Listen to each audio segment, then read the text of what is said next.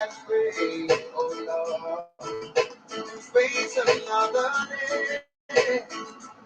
listening to WZYE 95.9 FM.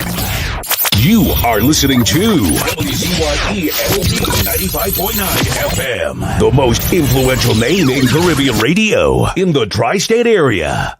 Broadcasting from East Orange, New Jersey, the most influential name in Caribbean radio, WZYE 95.9 FM. You're listening to WZYE 95.9 FM. You are listening to WZYE 95.9 FM, the most influential name in Caribbean radio in the tri-state area. Broadcasting from East Orange, New Jersey, the most influential name in Caribbean radio, WZYE 95.9 FM.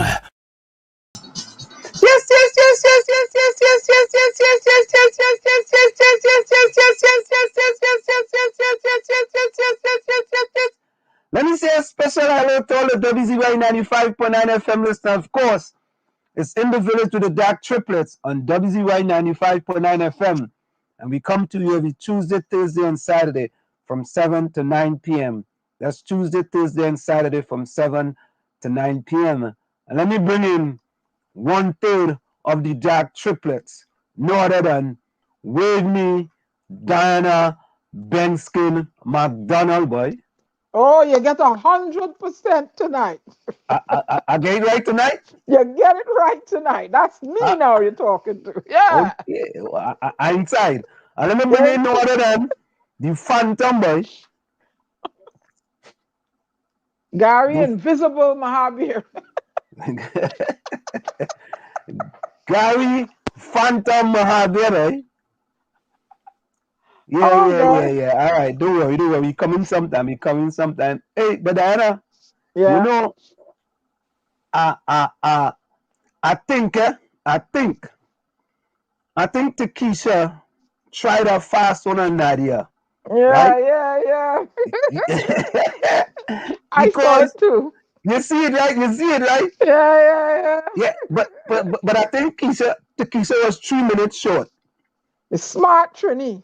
Yeah, because Nadia was in 4:24 the other day. Takesha come in 4:27.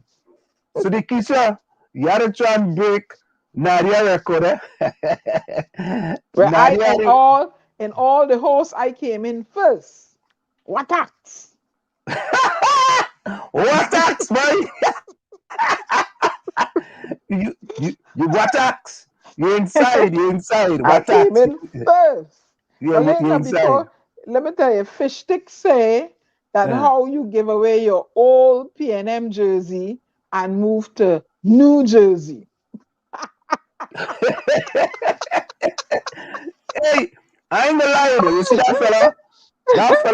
I wonder what school he went to there now. I don't know. I feel he must have went to a good school, and I feel so. Somebody want to know how you gonna look with an afro. But you know, we got how to weave it on, Ellis. No, that's a good question, boy. You know, growing up in Chumakak, I used to plait my hair. You know what plait means? Hello, man. How you mean if I know what plait means? No, but I plait just all my sisters here. Azerbaijan tonight, okay? Yeah. Azerbaijan tonight. Good. So, night everyone. It's good to be back. Yeah, Phantom inside. So Azerbaijan tonight. I want nothing to do with Trinidad. When I was growing up in Chumaka, Claventil, I used to plait my hair because you know when you go into school and things, you had a afro in there. And you had hair to plait? You used to plait your beard. What do you mean if I get to plait? What's wrong with all you? I used to plait my hair, but what's wrong with that? Where's that one? I used to plait my hair, and when I grew up too, and I had a green Converse. Remember Converse? Right? You see, you say you grew up poor, but Converse was an upscale sneaker. You see, let me tell the story. Was it a Converse or a Pro Kids, boy? All two of them was upscale. But I think it was a Converse, and what we used to do, we used to cut out a tire and put like a tire at the bottom of the Yeah. sneakers now. So For it to last the well, longer. you short, so you was looking for height, so. Oh, wait now, we didn't used to put that out for no height. Where's that one? You sung just like that fella Ellis Island, you know. You short. So your objective was to get taller to attract Mrs. LeBoy. No. Yeah. We When know I the was in thing. We Trinidad, know the I had one or two tall girlfriends, you know. Yeah, but Mrs. LeBoy, you listening? I tried to stand up in a box to talk to them. When I go in school, I used to walk. You know, like when you win a prize and you had to go on the podium for second and third place. I had to like go and stand up on the podium to talk to them. Nadia Mongal, you inside, boy. Good night, Nadia. Yeah, Nadia. Tikisha Pipi tonight, boy. Claudia Morales, you inside. Ellis say you used to ride motorcycle without helmet, so your hair blow away. Who's that? Who said that? Ellis? No, Ellis. Go and talk to Fish Cake and get some good jokes now, man. Talk to Fish Cake and get some good jokes. Ronnie Robert, you're inside, boy. You're inside. Fish Sticks, you're inside, boy. Yeah, listen to the fella. Like, all of us only want to start trouble. Hear what he man say. And some only posting up videos. If this will happen to Trinidad, but wouldn't say under his field government. See all the wicked? You see all the wicked? You see all the wicked? Why are we on it? Why are we on it? That party seems to be infatuated by pig, because they act like pigs on the podium. The little Grinch that steals Christmas. He comes out and he talks about, oh, they lowered the VAT on canned food. You're talking to Trinbagonians who are accustomed cooking fresh food. Come on. And then you talk about ham and what? Ham and cheese. That is the easiest food that people. What is wrong with him? He really not. He not. Yeah, expert. The Grinch. Who was saying that? The Grinch. What you were saying? That ham and cheese, that they lowered the food VAT on that, and people can't make the connection, and on canned goods. Who are you really talking to? Canned goods that full of all that stuff that causes cancer and it's full of sodium. Diana, we going there again, Diana, boy? Yeah, we go, because he went there today. He went there today in the after budget thing, and they're going on line by Pigott Corner. They really like the pig in truth, boy. That means the pigtail national movement. Yep, I said it. Diana, did you see that Dr. Amy Brown was thanking those who in the diaspora who help our citizens? Yeah. Well, he knows something about me. He needs to come on this program and sit down in that hot seat and let me question him as to why the government of Trinidad and Tobago dropped the ball. Yeah, come in the village, Dr. Amy Brown. I'm inviting you. I fight for you and all your numbers and all your fancy words. You come on in the village. The Storm issuing you an invitation. Only I'm vexed today. That's why I'm not a Trinbago as a Bajan. And Mia Motley, the Honorable Mia Motley had to take in your citizens while you shut your look. Only don't get me started. Diana, if you want to disown the country, do not reown it. If you want to treat me. But no, but if you want to disown where all are we born, you can't reown it, you know. You can't you can't disown and then reown it. That ain't putting no $1 million in my purse, and that ain't making me my life better. Right? All right, so listen, citizens. We already have our guests in the back, right? Let me just say some quick hellos here. Let me get some quick hellos. Run DMC, welcome. Howard C. Prasad been here before? I think so. Yeah, I think so, yeah. I see a fellow named Fistic. He was here before? Yeah, he's Fishy, yeah. He's here. I promised to drown him. He was here before, all right, because I ain't sure. I ain't sure.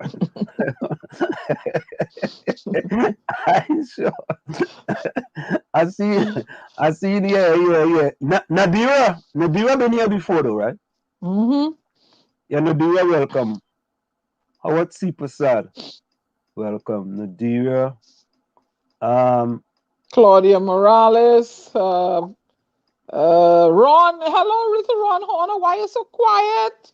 What going Man, on, Ron? please, don't let that fella come out Hello, your corner. Not hello, skate. little Ronnie. Get inside. He had a birthday party, Lime, eh? Mm. Well, they better get Mm. home before the curfew end. Okay. Let me see who Or else, boy. start. The curfew start. Not skate. Oh. You know who I miss? Sorry. I miss Mark Daniel. Raj V inside. Mm-hmm. I miss Ellis Island. That's who Hello, I miss. Queen. How are you? Hey, Oh, Diana, Queen. Yeah. the curfew don't apply to Ansem neighborhood. Oh, okay. Queen inside. Them is Nadia, you boss out inside. there. Ooh, Huh? Denzel Lyons. We have a Denzel in the house. Ooh, hello, Denzel. What is that? We Wall got Street, you're Denzel calling. Lyons. What's Ellis say? Wall Street, you're calling foul hour? I doesn't understand what they be saying sometimes. Huh? Let's engage our guest now. He has important matters Yeah, to deal with. Mark Daniel, welcome. Yes. Quickly. Good night to everyone. Oh, Ellis Island. Curtis I want you. Monteshad, you inside. Oh, he's inside too. Hello, Yeah, Curtis. Curtis Monteshad. Queen, you inside too, boy. Queen back, boy. Queen, nice to see you again. Next time you come, bring King with you. Yes. Denzel Lyons, boy. All the say to Denzel Lyons. Denzel, where you joining us from? I already said, you slow, Anselm. Yeah. Since you Well, take that job, you're kind of, you're running like a snail. yeah. And Howard people start say Anselm, you all over the place, boy. Prophet One is in the house. Ayana Okay. Sylvester, good morning. Let's bring in our guest. Let's bring in our guest. Yes. Let's bring in our guest. So, welcome to In the Village with the DAG Triplets on WZYE 95.9 FM. You are here. We have it's In the Village with the DAG Triplets. We call ourselves DAG Triplets. D is Diana. Diana is considered to be the storm. A is myself, Anselm. I am either called the Flash or Wall Street. And G is Gary. Gary is normally called the Phantom. Welcome to In the Village with the DAG Triplets on WZYE 95.9 FM. How are you doing today, sir? Okay, greetings to you and everyone, all your viewers, all the listeners. Greetings, peace and guidance. Would I be correct in saying Assalamu alaikum? Wa alaikum assalam wa rahmatullahi wa barakatuh. Good, sir. So, is it okay if we address you as Mr. Abdullah? Yeah, that's I prefer Brother Abdullah. Or Brother Abdullah. All right. So, Brother Abdullah, no problem. So first we want to thank you so very kindly for coming and joining us here in the village. And, we are a program of a difference here in the United States of America. We cover different, events happening in Trinidad and Tobago with a different spin to it. So the first thing, talk to us a little bit about what is the first wave movement? I know you are the leader of the first wave movement. What is the first wave movement? The first wave movement is a group that was formed to respond to initially the government's rollout of this what they claim to have in their possession a vaccine, which we don't agree with them. Initially, what had taken place and what has caused us to form this organization was the WHO on the 7th of May would have issued a release indicating that there was no efficacy and no data on the 60-year and over age bracket, and that caution should be given as regards to giving these persons those injections. Some reports it would have indicated that they should not be given those injections because there was no efficacy and no data. In other words, it was virtually unknown what would take place with somebody who, or what adverse reactions would a person get after taking those injections. Nothing was known. And on the 13th of the very same month, the Ministry of Health in this country would have issued a press release asking all those persons in that age bracket to go and take this injection. That immediately raised the red flag with us. And we believed at that point in time, this government was involved in, genocide and is committing a crime against humanity. And we immediately got together or formed this group, and the group has been growing ever since. We have been educating, informing the citizens of Trinidad and Tobago about the harmful effects of these injections. However, we are not saying that persons should not take it. If persons decide, based on the information that they have, that they want to take it, we are not forcing no one not to take it. We are about pro-choice, and we are about, most importantly, pro-safe. So the issue regarding these injections, and we would have seen there has been a rollout in other countries, and there would have been an astronomical rise in deaths in those countries after the injection rollout in those countries. Countries like Malaysia, Singapore, Cambodia, Seychelles, perfect example. Before the rollout in Seychelles, we had just one death before that rollout in Seychelles, and we have seen an astronomical rise in deaths in that country after the rollout. Trinidad and Tobago started their rollout in April, and we would have seen in those countries their rollout started in January and March. So our country would have had enough time to look at the data coming out of those countries and would have been able to make an informed choice, an informed decision, not to go ahead with that rollout in Trinidad, because we would have had the same effect, the same results. But no, this government continued on their rampage to inoculate every person in Trinidad and Tobago with that poison. And we are standing firm on our position as it relates to these injections. We have the science, and we have the medical the medical proof and information behind us. The government is standing on nothing. All what they are saying is based on conjecture. It's based on hearsay. It's based on their own opinions, and we don't accept anything that the government of Trinidad and Tobago is handing out to the people presently. But the government have stated that they are following, the WHO, whatever the policies of the WHO. So you don't agree with what the WHO is putting out either? Of course not. The WHO is a private institution that's run by profiteers. What do you think is going to happen with an institution like that? Especially having the knowledge that that institution is not backed by any government. It's not backed by any government. Those persons who are funding that organization, they're the world globalist elite, and they are in it for the profit. They're not in it for the health of people. And since when does WHO regulate the industry as regards to medicines and drugs? Since when the WHO has the authority to allow an injection or to allow a drug to be used on the market? I know the FDA and the CDC has that authority. Since when did the WHO have that authority? The other question is, the WHO is basing all their information, all their science on this person that's in the answering questions in the Congress right now, Dr. Fauci, who has lied to this world regarding these injections. You've lied about the gain function research. You've lied about many other things, and he's continuously making statements contradicting himself every time he speaks.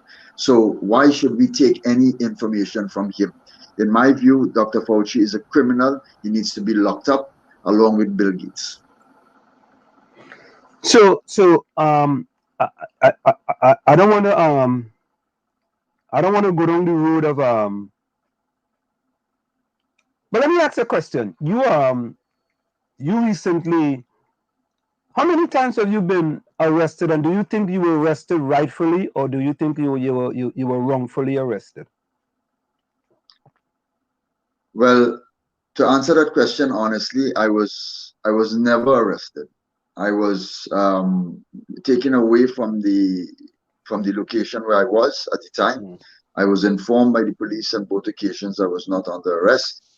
You know, they just removed me from that location because things was getting a bit out of hand according to them, and they sought to take me out of the picture.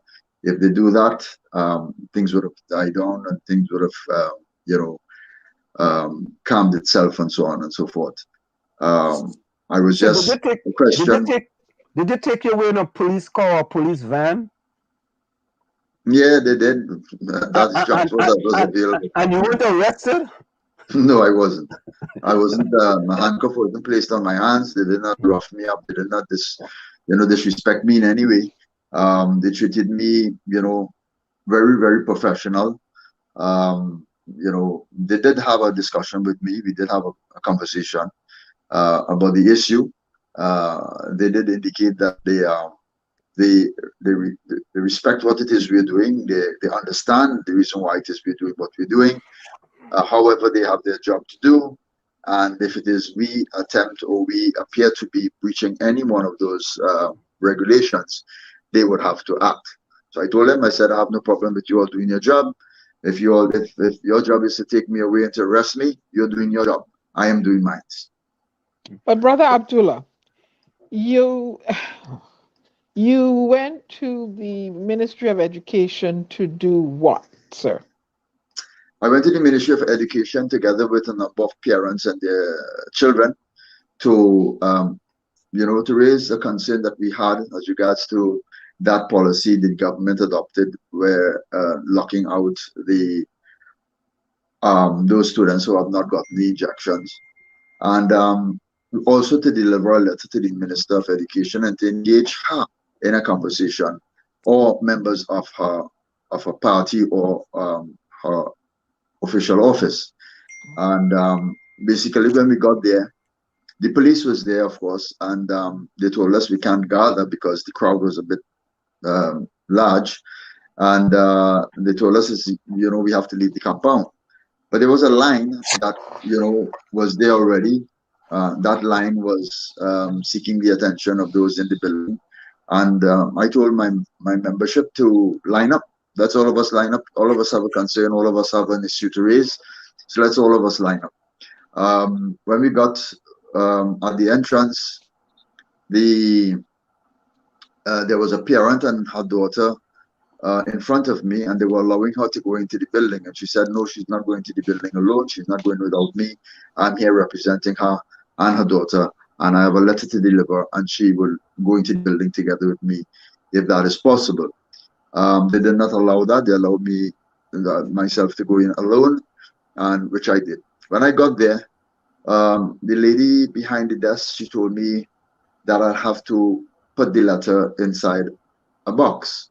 So when I looked around, I saw a cardboard box with a cardboard cover. So I told her, you want me to put this letter, a letter that is addressed to the Minister of Education, inside a cardboard box covered with a cardboard cover? It's not secured. It doesn't even have a lock on that box. Anybody can take that letter out and throw it out after, or take the entire box and go with it and throw away all the contents of that box. I'm not going to put my letter in that. And I indicated to them, you all got the highest allocation last year in the budget. And, you know, I am to put my letter in a cardboard box. That is what you all are offering, the Ministry of Education, a big, huge, beautiful building like this. And we have cardboard boxes to put letters in those boxes. I told them I'm not going to do that. You have to log this letter as I believe is the procedure, and you have to sign for receiving this letter, indicate who you received the letter from, and engage the office of the minister, have someone come and collect the letter and take it up to her office. Said, no, they don't do that. That's not the policy here. She will have to read the letter before she signed to collect the letter. I said, read what letter? I said, anyways, there was a back and forth. There was an argument, you know, and so on and so forth. And then the police was alerted. They were standing right outside anyways. They were seeing what was happening inside. and they came and they removed me from inside the building, and they took me away. Yeah. No, Brother Abdulla, did you get special treatment by the police of Trinidad and Tobago that other people did not receive? I wouldn't be able to answer that question in that sense, because I would only know what happened to me. I can't say when I did talk to the other persons who were taken away that day.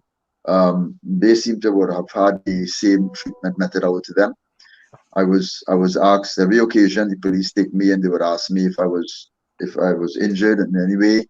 Did the police mistreat me? Did the police violated my rights in any way? Those are the questions they would ask. Of course I would tell them to know that those things didn't happen. I would not say I was given preferential treatment, but I would say the police did their job professionally. That's what I would say. Yeah, but this is what I'm just trying to this is the hurdle I'm trying to jump over, right? Normally, when you remove a person from a scene and you put them in a police car, right, it's because they may have done something that causes the police to put them in a police car. Yeah. And I'm just trying to understand how you could be placed in it's that something that was doing for like, you put icing on a cake and you don't know what the cake looks like. Is that a sort of thing that we're trying to make it look like if something was happening that really didn't happen? What I can say is that the police in Trinidad and Tobago, they understand clearly what is happening, and they are not in favor of this government's position. They're not in favor of the rollout of these injections. They're not in favor of the mandate. They're not in favor of the mask wearing. They're not in favor of the social distancing. And obviously, they're not in favor of the lockdowns. All right. One police officer, his wife, pregnant with twins, she went to the doctor. She was encouraged by the doctor to take the injection. And when she did, she died together with the twins. She was to deliver her twins next month. That police officer, my heart goes out to him. He's really, really distraught at this point in time. There are a number of other police officers who would have died in the police service after taking the injection. Of course, the Minister of Health and the Prime Minister. But Abdulla, I think if we're going to make that statement, though, I just want to make sure that we protect ourselves here, because we don't have that evidence, what you have here, and we just want to be sure, because I'm just trying. I want the Prime Minister and the Minister of Health to tell me why, before the injection rollout in this country, there was 141 deaths, according to them, due to COVID-19. And those 141 deaths spanned an entire year. I want them to explain to me, after the 6th of April, when they rolled out the injection here in Trinidad and Tobago, 5 months after, we have over 1,500 deaths. I want them to explain that to me. What could ask a question? What actually caused those deaths? Right? So you can ask. Up until now, none of them in the ministry, none of their doctors, none of their scientists could tell me how many persons would have had an adverse reaction after taking the injection and how many would have died after taking the injection. Now, in today's world, in the year 2021, we have advanced in medicine, advanced in technology, all right? By a click of a finger, the index finger, you can have graphs made up on your computer, all right, with data that is before you. And after looking at those graphs, you see whether or not you have a problem, or you have an issue, or you need to address a situation, as the case may be. The ministry, this is the Ministry of Health we are talking about. We're talking about the government of Trinidad and Tobago. We're talking about the island in the Caribbean that is looked upon as the most progressive and the most advanced. And you're telling me that you are so I don't know what's the word, how to describe it, that you would tell me that you don't have that data. You were supposed to have created a VAERS reporting system at the very earliest in this country to allow for the reporting of those adverse effects and those deaths and so on, right? All those other countries did it. All those other first world countries did it, right? When we saw what was happening and nothing was being done in that regard, we went ahead and we formed our own VAERS reporting system, VAERSTT.com, where people can actually go and report the adverse effects and deaths and so on. And it is modeled just after the American model, VAERS reporting system. So this was one of the responsibilities that you had. Why are you hiding? Why do you want to hide those figures? Why are you telling the world and lying to the world that there's no adverse effects? Just 2 days ago, a woman called me from Tobago and told me her son, after taking the injection, started to urinate blood, clad blood, right? Very distraught, crying on the phone. Told me that she has now to take her son to the hospital. He has to go through certain tests, ultrasound, what have you, and so on and so forth, right? What is causing this? All the time that boy was good, running around playing just like every young lad in Trinidad and Tobago. All of a sudden, these students, these children are ending up in the hospital with myocarditis, pericarditis, different heart issues and so on, blood clotting, etc., right? Why is all this happening? And you're still telling the world that that has nothing to do with the injections? You want me to believe that? You want me to believe that in 2021? The WHO, everybody knows, I said it already. It's a private institution run by profiteers. This government, the Prime Minister of this country, went along and signed an international pandemic treaty with the World Health Organization, whose roots is in the constitution of the WHO. Right? When you do something like that, you sign away your country's sovereignty. Because how could a treaty have its roots in a constitution of a private institution? And you're bounded by that.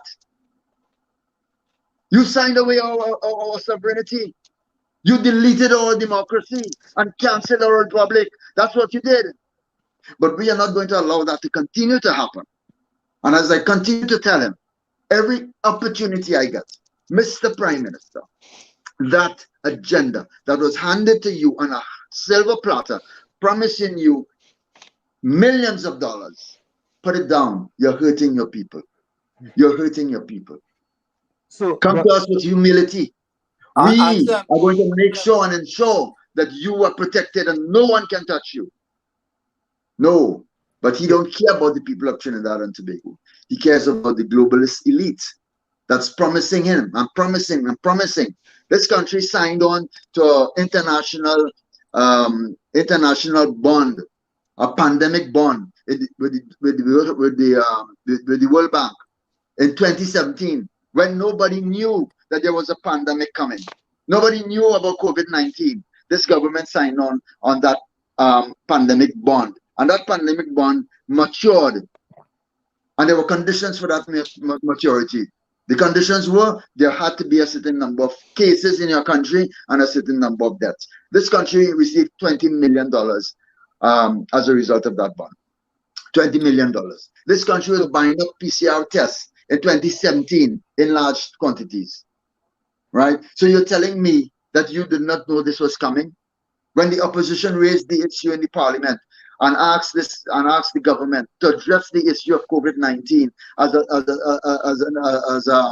an issue of national interest, the Speaker of the House struck it down.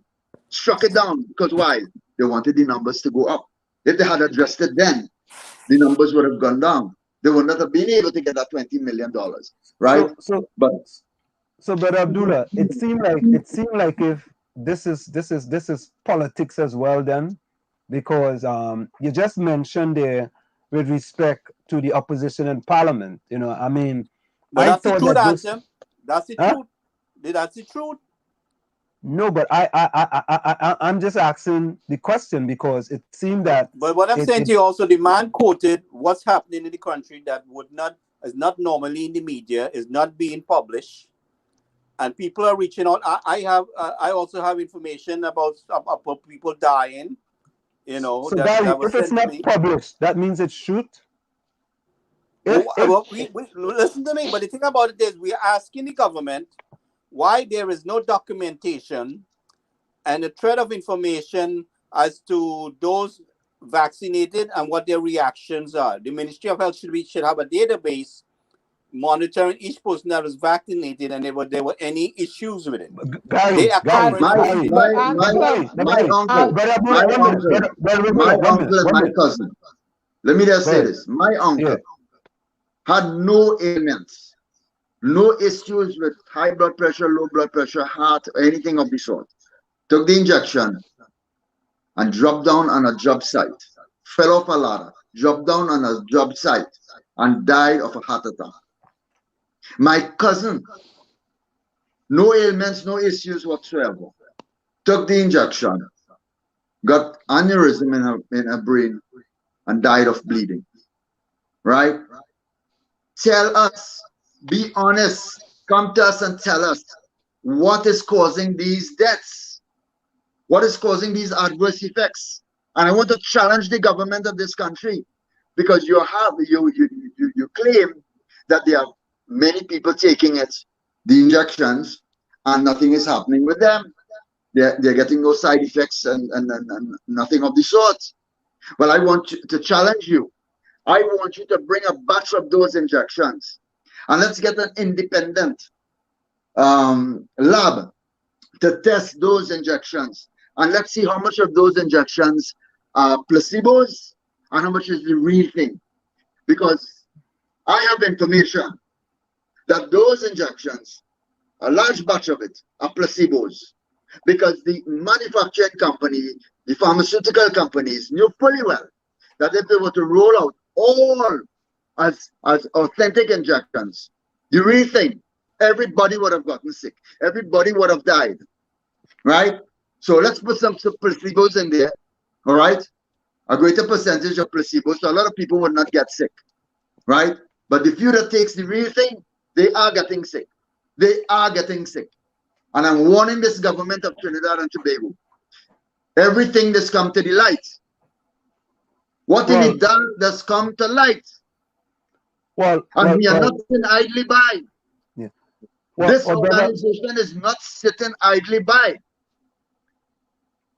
So, brother, I'm challenging you. If you want to prove me wrong, get an independent lab to test those injections. Test it. Let's see what is real and how much is not real. Let's see. But Abdulla, this prime minister have rocked the bedrock of this country, the moral bedrock of this country, by telling children to disobey their mothers and fathers and go and take that injection. Rock the very bedrock of moral and values in this country. And principals, we have gotten reports, are taking students and carrying them secretly and encouraging them to take this injection. That boy I told you about in Tobago that urinating blood. You know the school still forcing him to take the second jab. They still forcing him. Listen to me. I am speaking here very passionately tonight. And my people are dying. People who I love. My people are getting sick, who I love. How much of this you think a human being could take again? How much of this, how much of the lies and the deception can a human being take again? Our health minister went on a public platform and told the world nobody's being forced, nobody's being coerced in the country to take this injection. While he was given that interview, we had workers on a job site in Sandy Grande locked out of the job site by an agency of this government, Unicut. And they were told they cannot enter the compound if they don't get injection. What is that if it's not force and coercion? The government is breaking every single law in this country. The government injects children who get the injection are allowed to go to school. You know what the regulation says? Any child that has not gotten the injection is not entitled. Is not entitled to go to the school or to have classes. It's not entitled. You know what that word? You know what that word actually refers to? It reminds you of apartheid. But It reminds Abdullah, you. but Abdullah, right? I just want to bring things more in focus, eh? And Gary said something. Now, I have taken I've been vaccinated, fully vaccinated. My whole family has been fully vaccinated, and no one has called to check up on us to see if we had any side effects. So to me, if you are gonna say, well, people in Trinidad and Tobago should be following up to see if you have any side effects, right? Maybe you can take a sample, but my whole family have been vaccinated, and not once have they followed up with us to find out if we had a side effects and what type of effects, right? So I think, that is a little unreasonable. I don't think so. If you think that is unreasonable, Diana, did someone call you up and ask you if you have any Well, side effects? let me make my statement then. I too am fully vaccinated, but I am in conversation with my primary care doctor, right? And I've been affiliated with this man over 15 to 16 years, and I belong to a great hospital system. You understand? I believe, and I'm in agreement with Brother Abdullah. I remembered a video where I saw someone from the opposition raise the question, is there any tracking mechanisms for persons who take the vaccine and suffer any side effect? And the Speaker of the House called it out of order. I don't agree with that in such There's a none in small this country. population. Ghana, there's none in the United States of America. I am not dealing with United States in such a small population. No, but I'm just telling you, but there's none. We want to use examples conveniently. But no. That's what we want to do. We have a good, reasonably good healthcare system here. Right? I can go if I don't feel bad, and they monitor you before you leave. I went straight to my doctor 2 weeks in. I said, "Hey, do some blood work on me." I did some lab work on myself. I wanted to see if anything's in there spiked on my last blood work that I did. I took responsibility for myself, right? I took responsibility for myself taking this vaccine because I have to travel all over the world, and that it seems to be a deadly strain, right? But an opposition member asks, can there be some sort of system, or is there some sort of system implemented to track, to monitor it, and have people report any side effect? And they were called out of order. I don't agree with that answer. No, that is not out of order because you're dealing with your human resource. If you think that's alarming, right? Hear this one. So you've been told that you possibly may have COVID-19, so you do the PCR test. While you're waiting for the results of the PCR test, you'll be told to go home, right? Now, let's just suppose, this is their science, this is their science, this is not mine. As far as I'm concerned, it's a big hoax and a big fake thing that's happening out there. So this is their science. But hold 1 minute. We just have to be very careful, because our channel can get taken down. Sanction, yes. If sanctioned, if there's information that's been put in the public domain that is not, it's not clear, and these information are not approved by the organizations who are in charge. I understand you may have your feeling, and you may have certain things, but we have to be very careful as well, because we are in the age of social media, and the way we operate via social media. So certain information that we don't have facts to back it up, we cannot really put that information into the public domain because we are going to be sanctioned for that information. I just want you to take that into consideration when you are making your statements. Okay? Okay, thank you. Thank you. Right, so what I'm saying is that, so you're being told to go home, and let's just suppose your test would come back positive. So then it's fair to say that you have COVID-19 at the time when you took that test. So you're told to go home, travel in a bus, a maxi, a taxi, sit amongst other people, engage with other persons, the family members home while you wait on this. and you're not given any medicine, you're not given any prescription to go home and take as a result of you taking this test or whatever the case may be. When do you ever go to a doctor and a doctor doesn't prescribe a medicine for you before you leave the office and go home? This is not being done, right? Or instructed to go into quarantine. Right? They're breaking every single protocol, right? So they want you to go into quarantine, but before you go into the quarantine, you're mixing and mingling with everybody else along that journey to go into that quarantine. That makes sense? Does not make sense? It does not make sense. Common sense make before book, right? The other thing is that all these regulations that are in place, social distancing, wearing the mask and all of that. I could go outside right now, get a taxi, jump in that taxi in an enclosed environment, sit with 3-4 other persons in that taxi, and go to Port of Spain, which more or less will take me about 45 minutes, right? But I cannot go into a restaurant and sit down in a restaurant where I'm probably more than 6 feet apart from other persons, right? And have a meal in that restaurant. I can't do that. But I can sit in a taxi for 45 minutes in an enclosed area. That does not make sense. Nope. All I'm saying to this government, if you want the people, right, you're looking for 70%. If you want the people to believe you, and you want the people to go and take these injections without worry, be honest to the people. Make sense when you speak, right? Everybody, you're seeing everybody giving the elbow. Measure the distance between two persons with an elbow. Is that 6 feet? It's not. It's a whole lot of crap, right? So don't come and tell me and give me what I'm doing here. I'm deleting the nonsense. I'm erasing the nonsense, and we have to continue to do that because the government is not doing a pretty good job at it at all.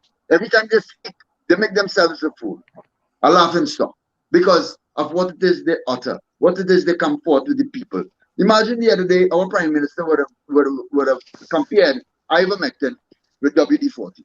You could tell me more on that? When the Minister of Health was in an interview on TTT, and he was asked by the moderator, why is government hesitant to use ivermectin as an alternative treatment for COVID-19 when the WHO has allowed it? Right? Because they're taking the science and they're taking the information from WHO. He corrected her and he said, no. They said that it can be used, but in clinical trials only. Right? This is what this man said. But he's so, I don't know what the word to use to describe him, right? But the very injections that you're passing out in your country is still under clinical trials. So why don't you use the injections for? I'm giving you an argument that the reason why you're not using ivermectin because it's for clinical trials, but the injection that you're rolling out in your country is under clinical trials. I am making one over. You don't make sense. But Brother Abdullah, why do you wear a face mask when you're in public? When you were around the Red House, why did you wear a face mask? Because I don't want to appear to violate their regulation and their laws, right? I don't want people to be telling me I'm reckless, I'm not following the laws, and I'm this and that and the other. I'm going to follow your law, right? While I'm fighting your law, while I'm fighting the nonsense, while I'm standing against the nonsense, I am going to follow your law. I'm going to do it, right? Because I'm not a person in this country that is unruly. I'm not indisciplined, right? I'm a very disciplined person, right? And if you say this is the law until such time, okay, I'll wear it, but I'm fighting you on that issue. Brother Abdullah, do you know if all members of parliament have been vaccinated? No, and they were told that they could wear double mask, right? So we have one law for the parliamentarians and another law for the citizens of Trinidad and Tobago, because all workers in companies right now are being forced to take this job. They're being forced to take this injection. Why not they be told to wear double mask and come to work? But the parliamentarians can wear double mask. So all right. So the COVID-19 have a different a different rule for the parliament and a different rule to outside of the parliament. It does not make sense again. It does not make I want you to count the amount of times I would have said on this program, it does not make sense. Well, Brother Abdullah, let me say this, right? I work at a university, right? And all of us have to make choices. There are choices to be made, right? And the university that I work at said to me that if you want to continue to work here, you have to take the vaccine, right? From that, I had to make a choice where I want to decide, you know what? And I didn't take the vaccine till July just passed. I had to make a choice, right? And my choice was to take it. Now, I'm not either pro, I'm neither for or against it, but I took it due to my choice. And my family took it because we made that choice, right? So it's now coming as like, are we against them? It's now the vaccinated versus the unvaccinated, right? That's what it's coming to now. But I want to ask you a question. Sure. I want to ask you a question. Sure. If you were not told by the university, listen to my question carefully. Yeah. If you were not told by the university, and you were not told by the traveling industry or the industry that is in charge of your traveling and so on and so forth, that you have to take this vaccine or this injection or to continue working. Yeah. If you were not told that, you keep saying that it was your choice. I am disagreeing with you that was your choice. You were forced to make that choice because of what was told to you. Okay. If that was not told to you, would you have still gone and take that injection? Answer me that question. Right. And let me answer you this question, right? That's a great question. Now, for me, my family is everything. And my family started to take the vaccine before I did. I was like the last one in the family to do it.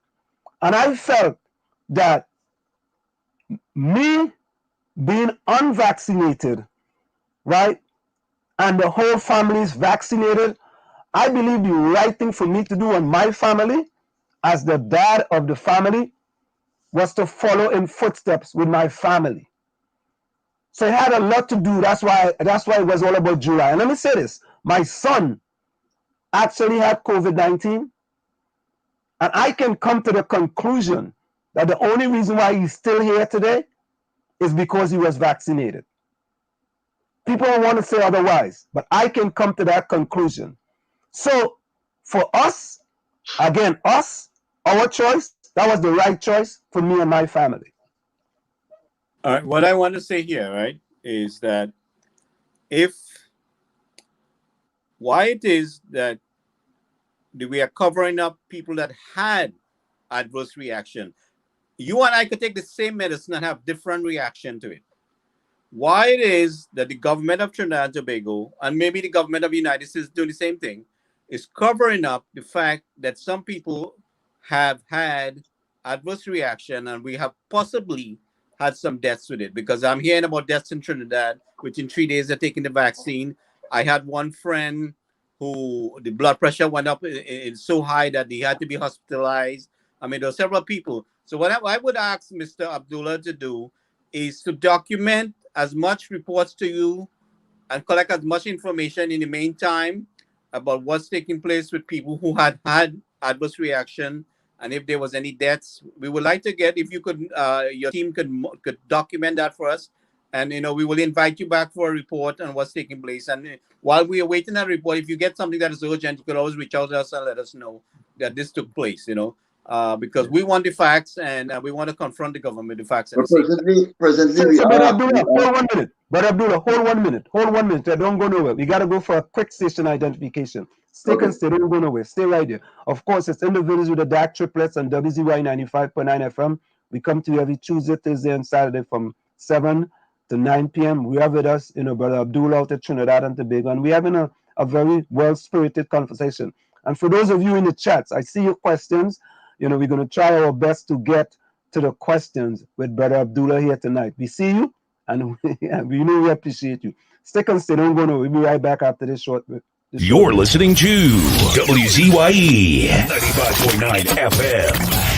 You are listening to WZYE 95.9 FM, the most influential name in Caribbean radio in the tri-state area. Broadcasting from East Orange, New Jersey, the most influential name in Caribbean radio, WZYE 95.9 FM. We are back with you. It's In the Village with the DAG Triplets on WZYE 95.9 FM. We come to you every Tuesday, Thursday, and Saturday from 7 to 9 p.m. That's Tuesday, Thursday, and Saturday from 7 to 9 p.m. So, Brother Abdul, let me go to a quick question here in the chat. A person says, are you a scientist? What science are you talking about? No, I'm not a scientist. I'm not a scientist. I'm not a scientist. But let me just say this here. If I and 4 other persons, all right, were to go in a restaurant and have a meal, and we go home afterwards, and 3 of us gets diarrhea and vomiting, what would be our first suspect? We are not scientists, we are not doctors. What would be my first suspect? Or what would be the other person's first suspect? Of course, it's going to be the meal. Of course, it's going to be the meal. You go to the doctor, you sit with the doctor asks you what's wrong.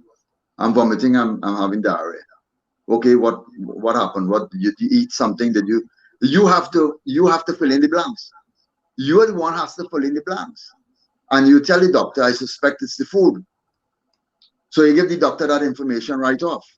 And the doctor will run his test and do his diagnosis and so on.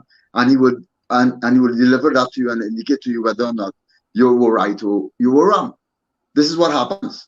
But a woman a couple of weeks ago called me and told me that she went to take this injection. And she was told, now I'm answering the question in a particular way so that the questioner would understand that we don't need to be a scientist and we don't need to be a doctor. All right? So the woman went to take the injection. She told the attending nurse, I suffer with low blood pressure and I take medicine for it. Would this injection have an adverse effect on me? The nurse told her, 2021, in the year 2021, at the advanced stage that we are in, told this woman, everybody taking it. People was then you come in and take it and go on about the business. Yeah, you can take it. That was the response from a healthcare professional. So she delivered the injection. She gave her the injection. 2 days after, the woman got a stroke on the left side of her face. She's still in and out of hospital. And when she got into the hospital, the doctors told her, do not say it's the injection. Say it's something else. The entire medical fraternity in Trinidad and Tobago has been compromised. Right? Doctors are singing for their supper. And a couple of months ago, I would have heard a radio program in Trinidad where one of the moderators in that program asked the question or made a statement. He said, if it is, you suspect that you have an ailment like cancer, and you go to the doctor, and the doctor tells you that you have cancer, and you decide you want to go to another doctor to get a second opinion, and the other doctor tells you, no, you don't have cancer, and you keep doing that, and 700 doctors or 7,000 doctors tell you have cancer, and there's a couple, 100 doctors tell you don't have cancer, who would you believe? So he was alluding to the fact that you have to say the 7,000 doctors. But my question to him was, who are those 7,000 doctors working for? Who are paying their salaries? Whose drugs are they pushing? We know for a fact that doctors have been sent to university, sent to school, medical school. Pharmaceutical companies pay for that. What do doctors have to do when they go back to their practice? They have to push their medicine. They have to push their drugs. You always wonder why it is when you go by a doctor. All right? And yes, I'm repeating it. I'm not a scientist and I'm not a doctor, but common sense make the book. Right? You ever notice when you go to a doctor, every other doctor gives you a different prescription for the same illness? Why do you think that is so? Why do you think that is so? Because they get paid to push that particular drug. Even though you don't need it. But Abdullah, there's been over 5 million people who have died from COVID-19. Is that fake too as well? In my view, yes. I don't believe the figures, but I use the figures. I use the figures to make an argument, to point out their mistakes, because according to the Johns Hopkins University data site, we went to that site and we looked at the numbers, right, of persons who had gotten the injection and what took place after that. And in all those countries, there's a high rise in death. It's like you were walking on a flat surface and all of a sudden just climbed the ladder. That is what happened. So anybody asking the question why? But Brother Abdullah, all right, let's say, right, from the vaccine, there was, I don't know how much death it is from the vaccine, right? Let's say there is 10,000 deaths. I'm making it up. Let's say it's 10,000 deaths, right? I mean, take anything that happens when we talk about medicine, right? There's always some sort of side effects, and there's always some people are gonna. I mean, I don't know what the statistics with polio and so forth. I don't know what the statistics, and I don't like to talk off the top of my head, but I'm just saying that. We just like how you have the choice, Brother Abdullah, not to take the jab. You know, why is it that people who are taking it, right? People are upset with people who are taking it. You have a right. Your choice is not to take it. And I personally respect that choice. Right? But me and others who decide they want to take it, how come people don't respect their choice? That's not true. Especially coming from my organization, that's not true. We respect everybody's choice. At the end of the day, like I said in the beginning of the program, we're pro-choice, we're pro-safe. What it is we have an issue with is the manner in which government is rolling out this program, and they're not informing persons of the adverse effects of these injections. That what you're supposed to do, according to the Pfizer fact sheet. Every person that gets that Pfizer injection has to be given this fact sheet, and it says on the fact sheet that the effects of this injection is unknown when it comes to the children. It is unknown. So our question is, why is this information being kept away from the people? Everyone that goes and gets an injection in Trinidad are not given that information, right? And you made a very good point earlier, right? You know, every drug that you take, every medicine that you take has side effects. We accept that, right? You listen to the advertisements when they advertise these drugs and medicines and so on. You know, most parts of the advertisement is about the side effects rather than what it is good for. All right, but here it is. They are telling you what are the side effects. So it is your choice whether you want to take it or not. You buy a packet of cigarette, and every packet of cigarette there's a label. Surgeon General advises that smoking is dangerous to your health, and you are given that information before you're given that cigarette or given that choice to buy that cigarette. But with these injections, you're not given that right. You're not given the right of informed consent. Why is that hidden away? That's the difference here. That is the difference here. That's the problem that we have with this government. And with all governments all over the world. They're not doing it. Right? They're not telling you. And you know what they're supposed to also tell you? What are the alternatives? What are the alternatives and what are the side effects of those alternatives? Right? I want any scientist, any doctor to come on this program right now and tell me I'm wrong. Tell me I'm wrong.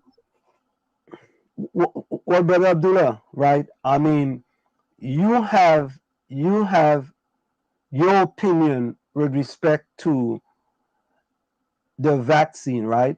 Now, there are certain things that you said that I agree with. I don't agree that they should have mandatory vaccination. I don't agree with that. Right? I wholeheartedly do not agree with that. I believe that person should have choice. However, I also believe that in spite of all the misinformation that's in the public domain, right? For me and my family, it's better to be vaccinated than unvaccinated. That's for me and my family. And that's I me and respect my, your position. right. I That's me respect and your my, position. I right. respect your choice. But listen to this. Yeah. If government was not insisting on the mandates, we would not have been having this conversation tonight. As a matter of fact, I would not have been on this program because there would have been no issue with us. Do not force people to take this injection. Leave it upon the person themselves whether they want to take it or not. All right? The job, the businesses, the companies, leave it up to the person whether they want to take it or not. The government needs to come out clearly and state their position, because they're saying on the platform, on the government's platform, all right, on the PR platform, that the government is not forcing anybody. They're not mandating it. They have no intention to mandate it.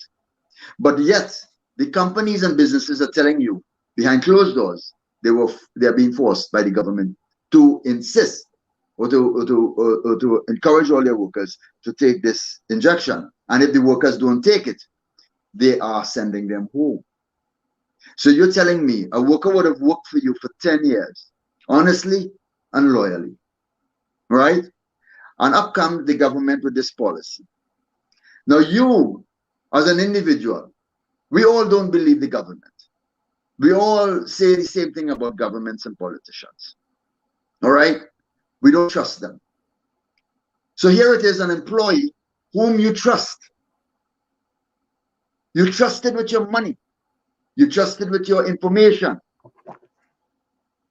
For 10 years, 15 years, this person has been working for you very loyally. And all of a sudden, the government comes with this mandate. And you now turns to your employee who had worked for you very, very loyal for over 15 years, and tell that employee, if you don't take this injection, I cannot no longer keep you on the company. But Brother Abdulla, Is that correct? But Abdulla, I hear the question, but let me ask you a question, Brother Abdulla. If I own a company, right, I can decide when I'm going to give you a raise, right? I can decide when I'm going to give you a promotion, right? Right. I can decide if I'm going to have you work 40 hours a week, if I'm going to have you work 50 hours a week, right? Right.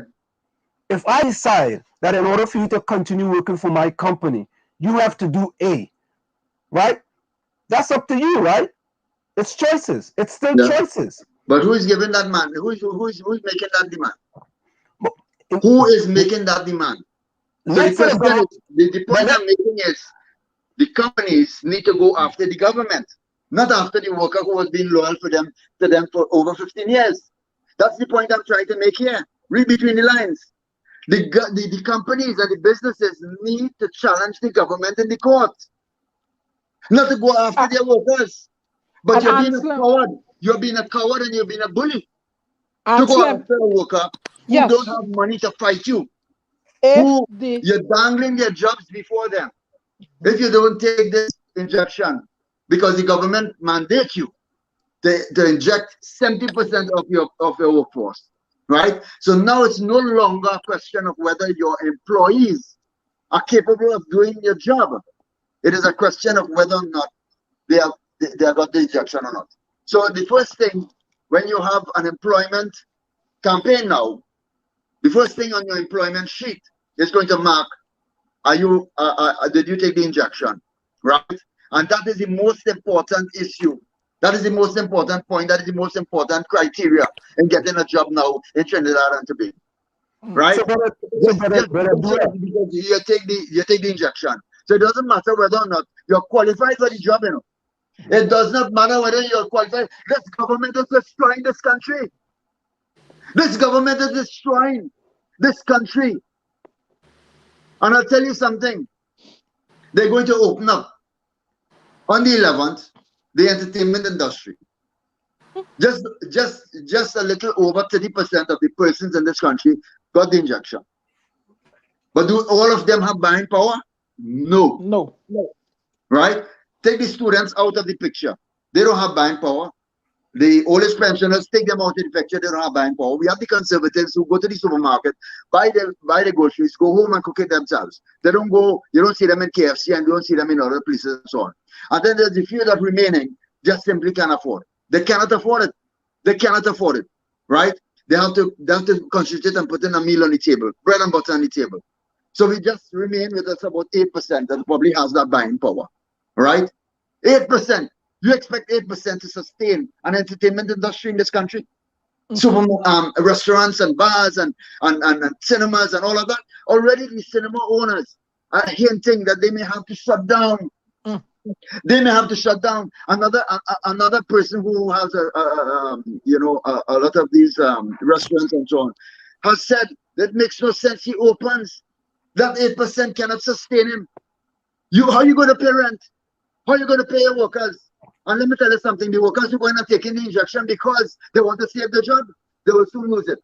Because the business will not be able to sustain themselves. They will have to let you go. They have to send you home. And you would have taken an injection for no reason at all. Right? Imagine I stood up for some workers yesterday and they've been told, if you take the injection, we're going to give you $500. But you have to pay. This disrespect is coming from the employees in this country. And we're not going to tolerate that. We're going to be talking about it. We're going to be talking about it and raising the issue every opportunity we get. We cannot allow these things to continue in a country. Our country is, the last time I checked, it was a democracy. But what I'm hearing coming from the government, it's not democracy. We have a national anthem that says that every creed and race finds an equal place. You're telling people, you're telling students in your regulations that if they don't take this injection, they are not entitled. But the national anthem says, where every creed and race finds an equal place. What's our motto? Together we aspire, together we achieve. Come on. Why? Our watchwords, discipline, tolerance, and production. Where is the production? Are you encouraging production in this country? No. You are causing employers and business owners to hire people on the basis that they got an injection, not on the basis of what they're qualified to do. And on top of that, Brother Abdullah, let me chime in on you.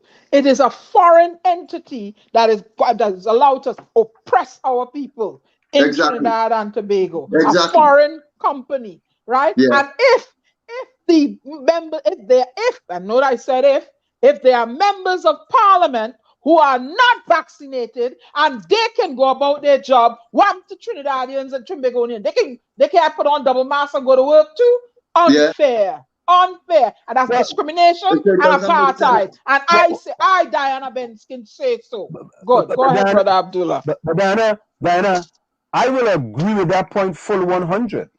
I will agree if the government is telling people they have to be vaccinated, and there are people in parliament who are unvaccinated, they don't need to be in parliament either. Amen.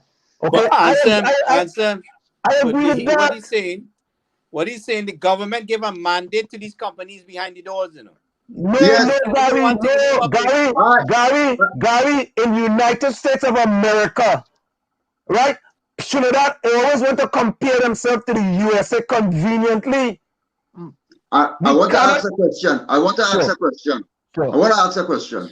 Sure. I want this government to tell me, I want the trade unions to come and tell me, if they were not given financial inducements by the government to stand up.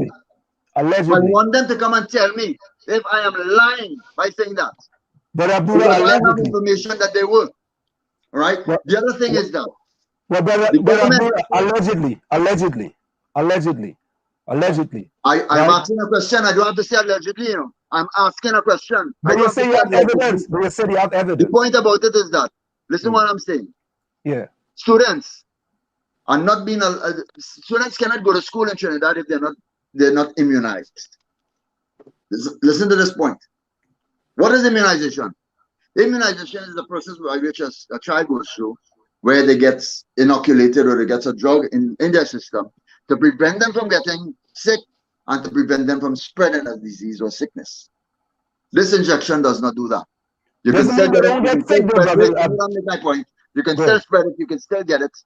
You still have to wear the mask. You still have to social distance. So, in other words, this government is breaking their own laws because those children are not immunized. Right? The children who have not gotten the injection have a more right to be in the schools than those who got the injection. You know why? Because they have a less than a 0% chance of getting COVID-19. And the other thing that does not make doesn't make sense is that you're allowing a high-risk group to go into the schools and teach our children. And they're not being asked for their injection status. They're not being asked. The teachers, right? And we saw already what happened in Shiva Boys, where a teacher, right, according to the reports, children who got the injection got COVID-19 because a teacher spread it in the school. Right? Now, explain the science. Explain, Terence Singh, explain that science to me. But right? When you after the FDA said the teachers and the frontline workers are the two groups that has the highest risk of spreading COVID-19. The teachers and frontline workers. And you took a high-risk group, put them in the schools to teach children who, according to you, got the injection, and those are the only ones who are allowed to go in the school, right? And the child come and still get COVID. Makes sense now. Makes sense. But Abdullah, let me quickly go to the chat, all right? Because we have someone says while you're doing that, I have a request that you reach out to this lady whose son. Okay, someone says in the USA, 187 million people have been vaccinated. Of that number, 6,207 has died. The CDC cannot verify those deaths, right?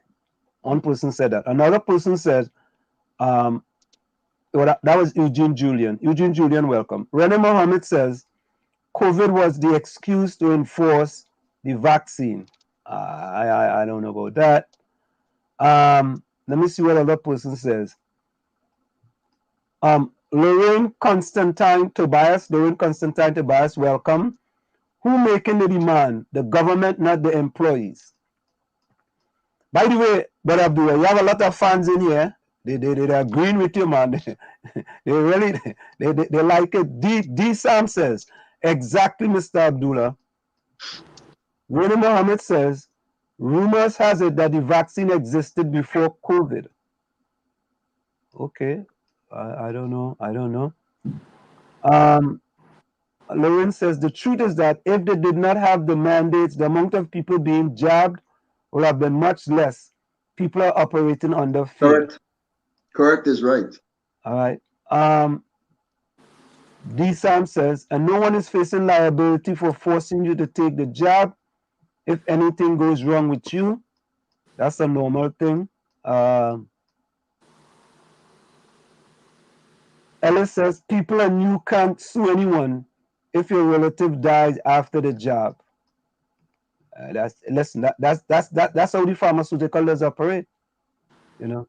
But I have a request, that if you can, I would like you to gather that information. I would also like to get a hold of this woman who contacted you, who had the problem with her son, that we bring that information forward if she's willing. I would like to get their testimony, and I'd also like if you said you set up a database in TNT to try to get that information, collecting reports of adverse effect.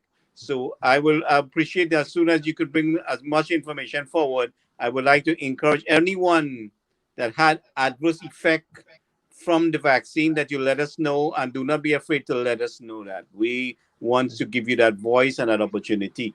So we, that's what I just wanted to get across to you. And all right, let me continue some of these things in the chat here. Vonnie Roberts says, that's your choice for you and your family, Anselm. Brother Abdullah is saying it's everyone's choice. I'm not. Did I disagree with you on choice, Brother Abdullah? No, it was No, you didn't. We agreed on choices, right? I mean, I'm just coming on a different side with respect to the choice. Irregardless what motivated you to make your choice, I accept that. I am not vexed with anybody for making a choice, right? All I'm saying, and I asked you the question, if it was not that, would you have still taken that choice, right? And you answered the question, and I accept your answer, right? And this is the thing that all of us needs to understand. I want to state it categorically clear on this platform here tonight. People who would have taken that choice and taken those injections, they made a choice based on their own circumstances. All right? Those circumstances could be anything. All right? Like in yours, you said that your family took it, and as a man in the house, you felt obligated that you should have taken it as well. All right? Of course, there were other mitigating circumstances, and you went ahead and took it. One of my group members, called me the other day and told me that he took the job because he has to travel. His family is abroad. His family is abroad, and he had to take that job. Reluctantly, he did, because his family was more important to him. His circumstance was different. The other person's circumstances, when you look at their situation, I cannot mind or take care of somebody who loses their job. I would offer all the assistance that I can before that happens, so that they could retain their job and stay employed. But if they lose their job, or they decide that they're not going to take that job and they're going to lose their job, I cannot take care of them and their families. If I could have done that, I would have encouraged everybody to leave their jobs and forget about the whole fight. I'll take care of you. I'll take care of you and your family. But in those circumstances, people look at their future, they look at their circumstances, and perhaps one man might be able to shoulder that fallout as a result of losing his job or resigning from his job.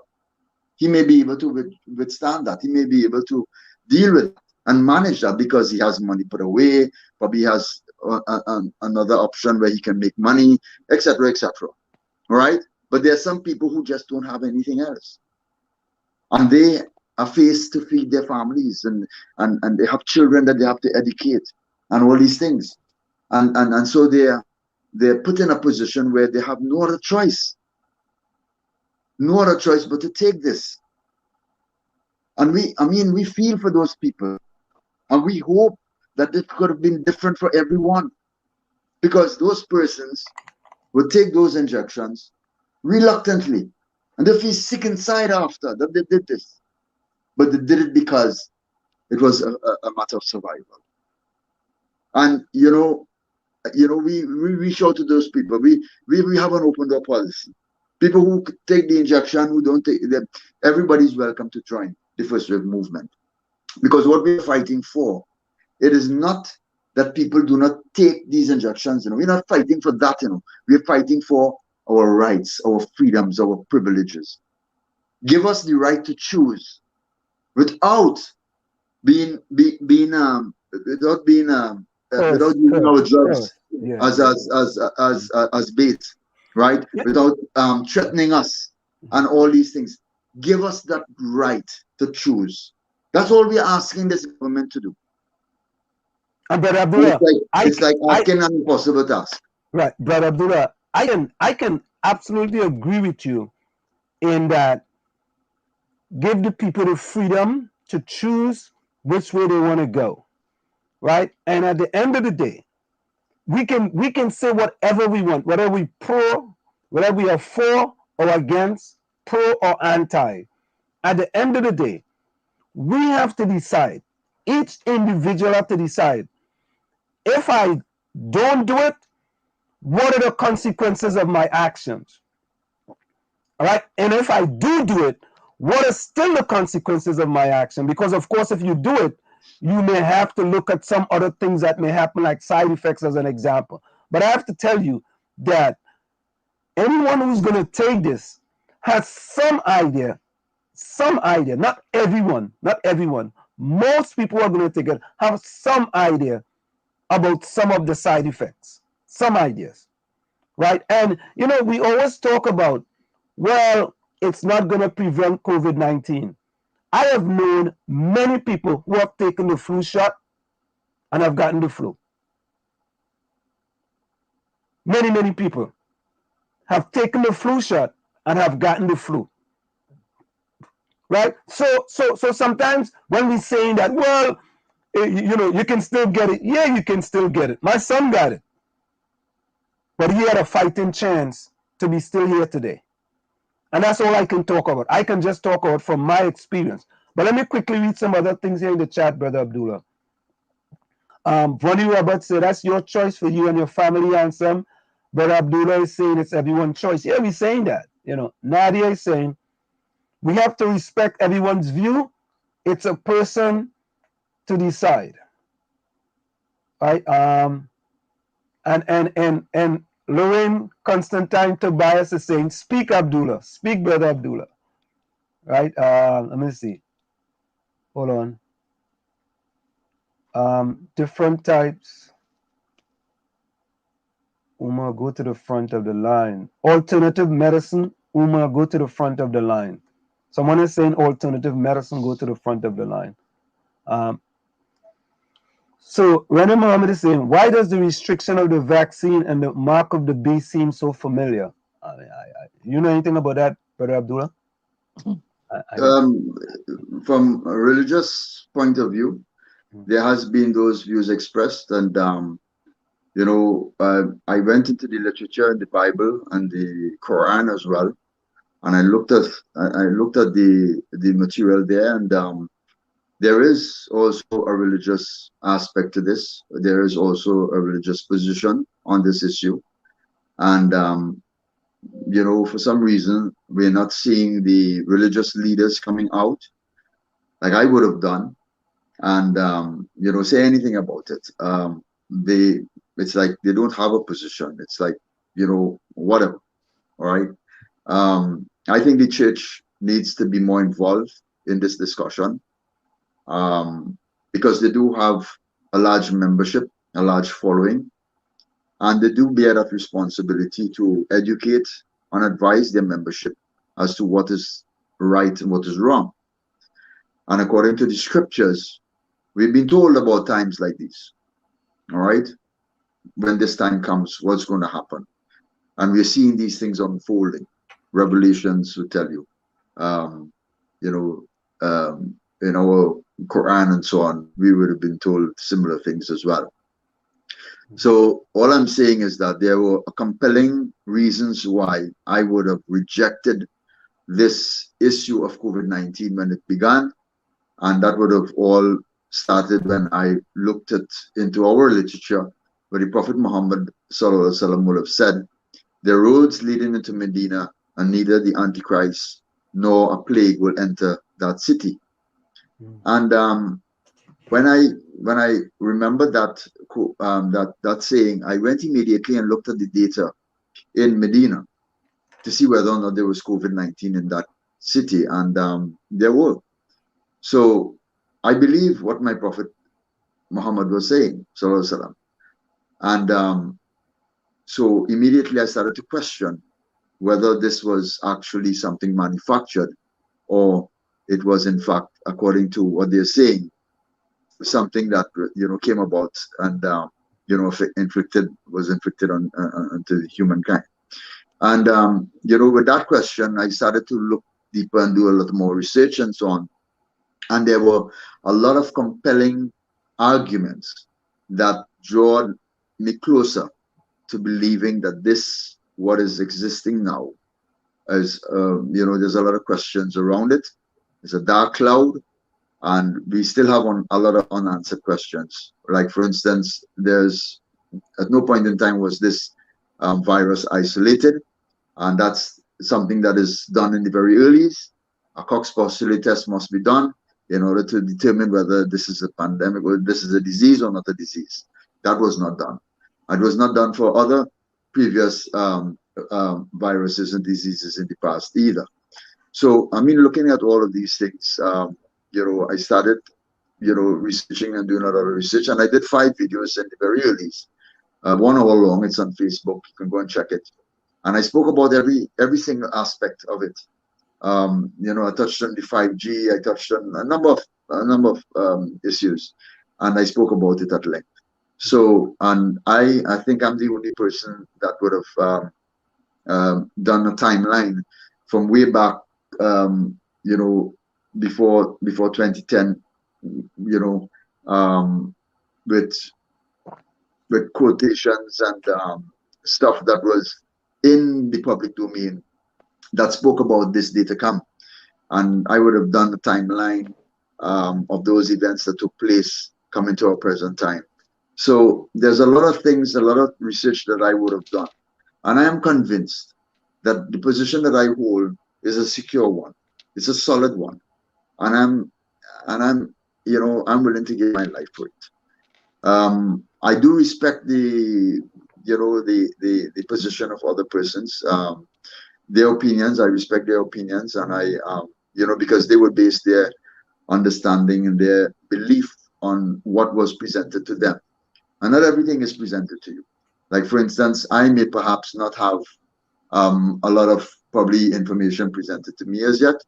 And, if those information is presented to me, it may perhaps convince me otherwise. It may perhaps lead me to a different road or different direction.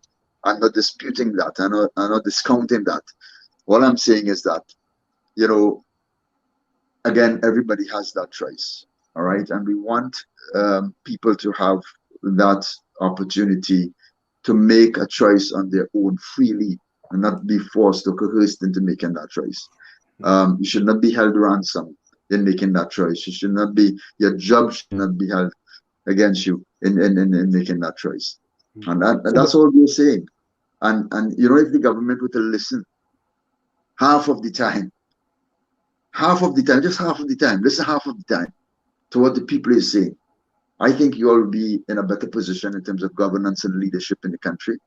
And we'll be able to fare well. But what is happening now, you're destroying this country economically, socially, and culturally as well. Very soon, what we knew as life, what we knew as normal, is not going to be like that anymore. Our children is going to grow up in a totally different world. And we hear the Prime Minister talking about New World Order. Let's forget about what the rest of the world was saying. Let's forget about all the movies we saw about the New World Order. Let's forget about all the documentaries we would have seen. Let's forget all about that. But our Prime Minister, Dr. Christopher Rowley, has indicated or said on a platform that there's this New World Order coming. I'm asking him to explain to us what this New World Order is going to look like. Is it a democracy? Is it a tyrannical government? Is it a communist government? What type of governance are we looking at? How would the people be recognized? Will we be recognized as human beings? Will we be recognized as subjects? Tell us. Let us understand what this New World Order is all about, so that we can, have a better conversation. We prepared, right? There's so many things, and so all we are saying is that government needs to be more truthful, more honest, more transparent in what it is they tell the people. And if they do that, we will not, sometimes I often make the comment, I would work with any person in government, but don't come and tell me that you're coming to me and assist or wants to work with me as a politician. I'm going to refuse your help. Come to me and tell me you're a servant of the people, and I'm going to accept your help, and I'm going to work together with you. Don't tell me you're a politician. Tell me you're a servant of the people. That says something different. And that's what you're there for. You're a servant of the people. You work for us. Since when it is that we work for you, right? And all these taxes that you're talking about, you're removing from VAT, you're removing from these food items and so on. If you want your nation to be healthy, why remove Why don't you remove the heavy taxes and duty on the healthy foods, and so that your countrymen, your citizens could be able to afford the healthy foods and they will be able to eat healthy? Why you're removing VAT off of canned foods, tuna and these products? They're not healthy choices, right? Remove the taxes, remove the heavy burdens. Right now, as we speak, one of the major ports in China has been shut down indefinitely. We have shipping companies that was ground to a halt. It costs businessmen $21,000 to freight a container into Trinidad. Plus, they have to pay duty on all the items in that container. So you're telling me taking off VAT on those items is going to affect the prices or the increase of those goods? It's not, right? To check the supermarket owners, I hear what they're telling you. It's not going to affect the prices. They're going to still have to charge exorbitant prices because that increase is a 400% increase. $21,000. It used to be $4,000 or $5,000 somewhere around there, right? And you're telling me agriculture, farmers in this country, the government talking about doing something good for agriculture in this country. Agriculture got the lowest allocation, right? And farmers can't get seeds to buy. They can't get insecticides. They can't get weedicides to buy. What's going to happen to their crops? Their crops are going to die and wither on them. What's going to happen to the farming industry in Trinidad and Tobago? You are destroying every single thing in this country. We're going to witness an economic collapse in this country that has never been seen before. But Abdulla, let me correct you on one thing, right? And it's important that we don't give misleading information. Agriculture did not get the lowest allocation of the budget. Housing got the lowest allocation. Housing got 610 million. Agriculture got 1.249 billion. All right, so I take your correction. I take your correction. But how does that? I take your correction. But wait, 1 minute. How does that make this conversation different?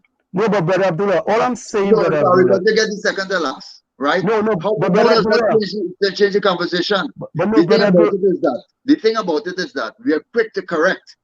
No, Brother Abdullah. We are not quick to point out No, Brother Abdullah. All I'm saying, and let me point out something else, Brother Abdullah. All I'm saying is that when we give out misleading information travels quickly. It travels. Let me give you an example. I accept the correction. I accept the correction. He accepted it. I hear you with that. But the point I'm making is that it still does not take away the fact that farmers cannot get weedicide and insecticides to buy. It still doesn't erase the fact that they can't get seeds to buy. Do you know in America, I have some members in America, right? We have started a seed bank, right? Where we're encouraging our members to save seeds and what have you and build a seed bank. That member in America told me that they cannot get seed on the open market to buy. They have to buy seeds through Amazon. Imagine that. Farmers in America being given twice the market value to destroy their crops in America. Why is that happening? What is that facilitating? Nobody's asking those questions, but everybody's blinded because COVID is in the air, the injection is in the air, and everybody is, so overwhelmed with all the discussions that's taking place around the COVID and thing. And in the background, we have an economic collapse that is ever so is sure to hit us.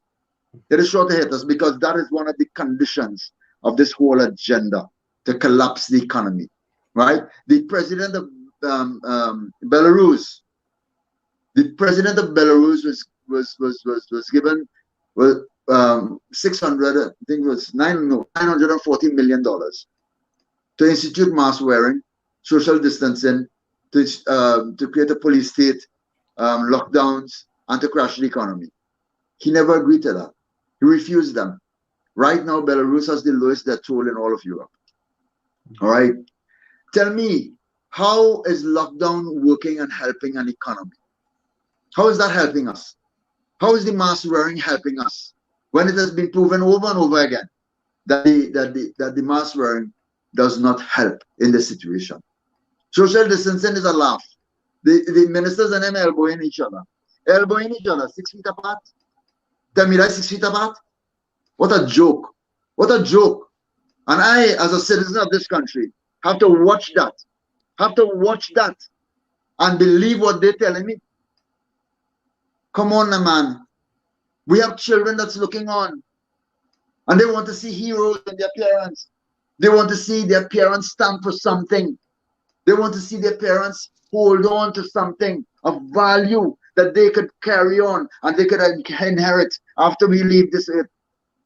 What legacy am I going to leave behind for my children? What legacy am I going to leave behind? Would my son be able to say, would my grandchildren be able to say, well, my father stood up and fight for this for us?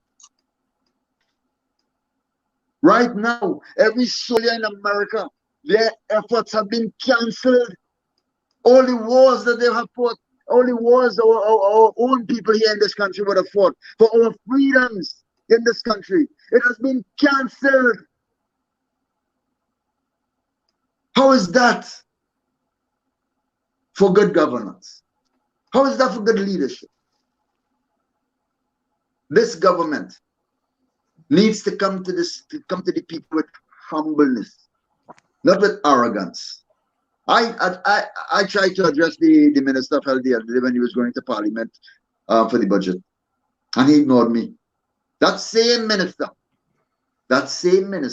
will come in my community, or will come in his community, go in his community, and want to hug and kiss the children come in general election. The hypocrisy of these people.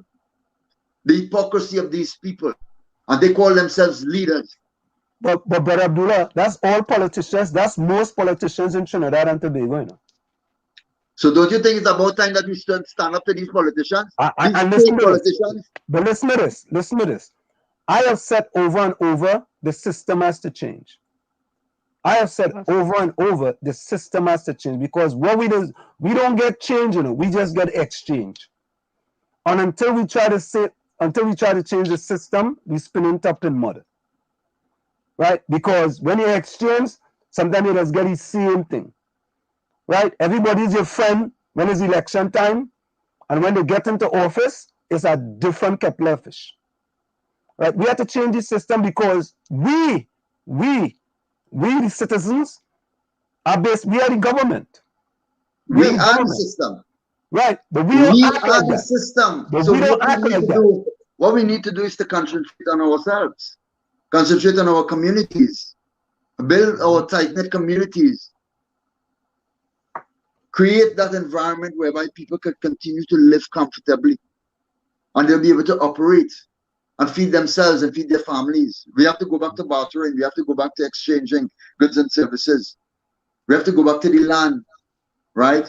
And don't insult us by giving the second to last largest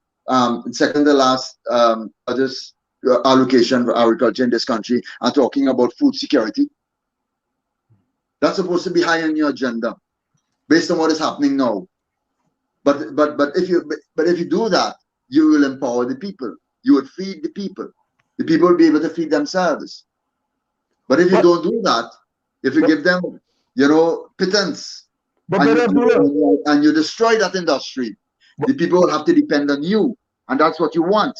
You want to reverse that. You want to reverse the idea of a democracy being the people are the employers and you are the employees. You want to switch it around, where the people now will be the employees and you will be the employer. That's what you want to do. That is what this new world order is all about. But let me tell you something, Mr. Prime Minister. You're going to have a rude awakening, because the pushback you're going to get, right? You'll never see the light of day. You'll never see that office again that you so like and you so love, right? Your legacy, your character, and everything is going to be a huge, dark spot in the history of our nation. That's what it's going to be if you continue along this path. I told you already, I love you. You're my brother. And I don't want you to continue going on this path. I want you to come back to us humbly. Come back to us without arrogance. Listen to your people. Hear what they have to say. You're going to pay a heavy price in Tobago, you know. In Tobago, you're going to get the first surprise of your life. The second will be in Trinidad. Be careful the party you're going down. Brother Abdullah, please do all in your power to make sure he get that awakening in Tobago. Please. I beg you. He is going to get that awakening. A rude awakening he's going to get. Oh. You saw his face when he made that announcement? You saw the look on his face when he made that announcement? Multiply that look 20 times when it will be revealed to him that he lost 15 seats in Tobago. Then go ahead. So Ailey says, apparently Wall Street know more about the vaccine than the government, because Wall Street take vaccine and the government wearing 2 masks. Wall Street make sense now, please, I'm begging. Well, Ailey, let me tell you, Ailey, right? As I said in the past, and I'm going to say again, I do not control anybody else other than myself and in my family. So I cannot control whether people want to wear 1 mask, 2 masks, 3 masks, 4 masks. That is up to them, right? I won't control them. Ellis says, no politician could kiss my children with that twisted line mouth. Here Wall Street talk, but I sure he have a P&M flower under that table waving left to right. Ellis, no, Ellis, I don't have no P&M flower. But Abdullah, you hear the kind of licks that is getting in this thing here? You know, but as from Chumaka Clavantella, so I can take my licks. My back broad. I tell him I go up and his licks that is get left, right, and center. You know, all kind of licks that is get. The only thing they bring is that, no, Diana bring the cookie broom. Harvey says, forcing students to be vaccinated, they come to school mixing with unvaccinated, then come in class with unvaccinated teachers. Make that make sense now. Now listen to this. I have said, and I've got this from the woman named, what's she name again? Diana Darky. What's she name again? Dimensional Darky. Dimensional Darky. A young lady who does make a lot of sense. So she called the Minister of Health and said, well, listen, yeah, I'm going to get in a taxi with unvaccinated people to go to a location that only vaccinated people need to come into. That making any sense? That makes a lot of sense. You know what I mean? I go into a car with unvaccinated people to go to a location where only vaccinated people could hang out and could hang out together. It didn't make no sense, but a lot of things. But here another flip to that. So police officers, a lot of them haven't gotten the injection and they don't want the injection and they're not going to take the injection. So which police officer are you going to get to go into an establishment, a safe zone, to charge people and arrest people? Right? So a police officer now, before he enters the safe zone, he has to show his injection status. He has to pull out the card. Because if he doesn't have the injection, he himself cannot go in that safe zone. Right? He himself cannot go in that safe zone. You see the bacchanal? You see the chaos? Speaking of the police, I don't know who is advising them.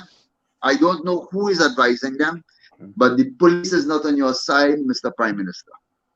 The army is not on your side, Mr. Prime Minister. The Coast Guard is not on your side, Mr. Prime Minister, because they have children just like me, they have feelings just like me, and they have thinking just like me, right? They might wear a uniform, right? But they also have the very same concerns that we have expressed, and they're not going to take the vaccine. Don't feel they're going to take the injection. They're going to take it. So you're going to have problems on your hands about problems on problems on problems on problems. Right now, you want to get because I want to ask you, Mr. Prime Minister, how much incentives, monetary incentives have you been given to roll out this injection in this country?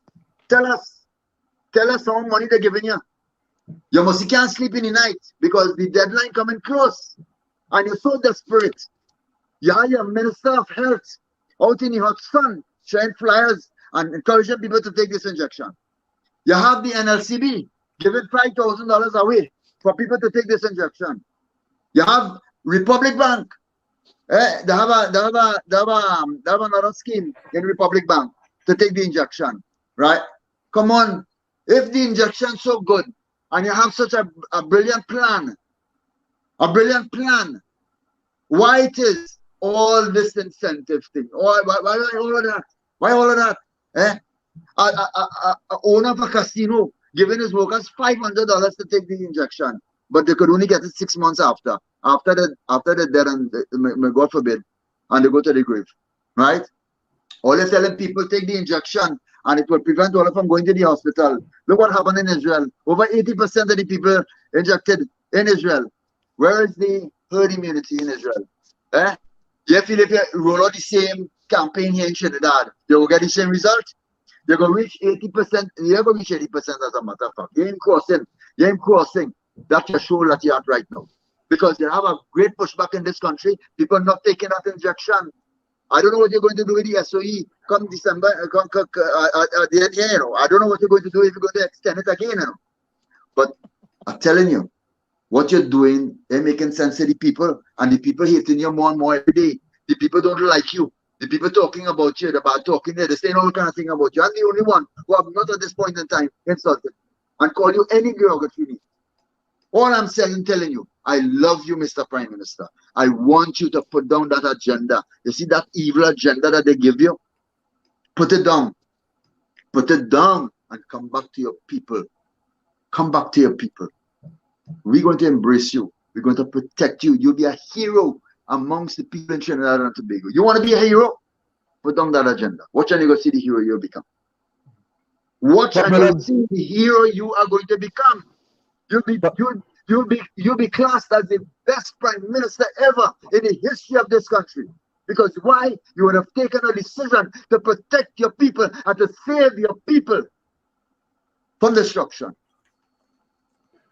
But Abdullah, I want to say, I hear you say about incentives, right? You know, I'm not saying that it's, you know, we have incentives here in the United States of America as well, right? Yeah. You know, we have incentives. I mean, I hear they're giving away beers and fries and baseball ticket and you name it. Right? You're going to the beers and the fries. They're giving out money too. They had a lottery in Ohio. They had a big lottery. I think the lottery is some among the $100,000s. You know, if you go and take the job, you could get a thing. But well, why is it necessary to give an incentive to something if it's beneficial to your health? Exactly. Why is that incentive? Okay. Exactly. So what I am interested in, again, I want to repeat that. I'm interested in data from your end as to anybody who has effects with it. I'm not against vaccination. We all grew up with it.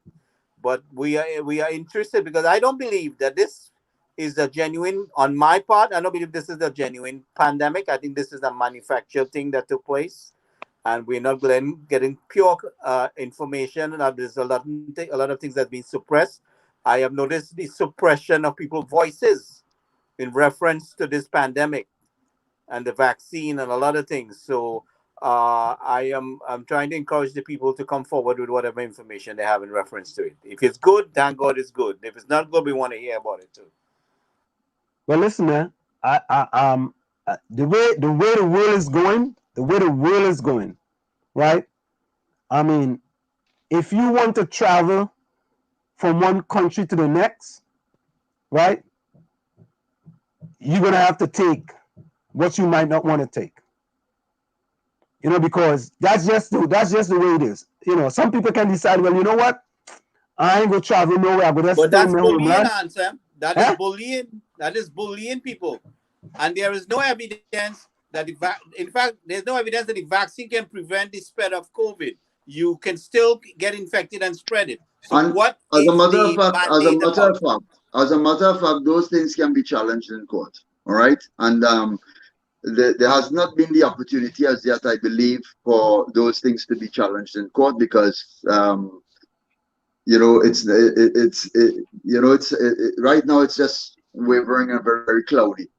Because you know, we would have heard the argument where people say, well, you know, if it is you have to go to South America and you're going to Brazil, one of these countries, you have to get the yellow fever vaccine and so on. And I totally agree with that. All right. But the argument they're using is that the airlines have a right, you know, to demand that you take an injection before you travel, etc., etc.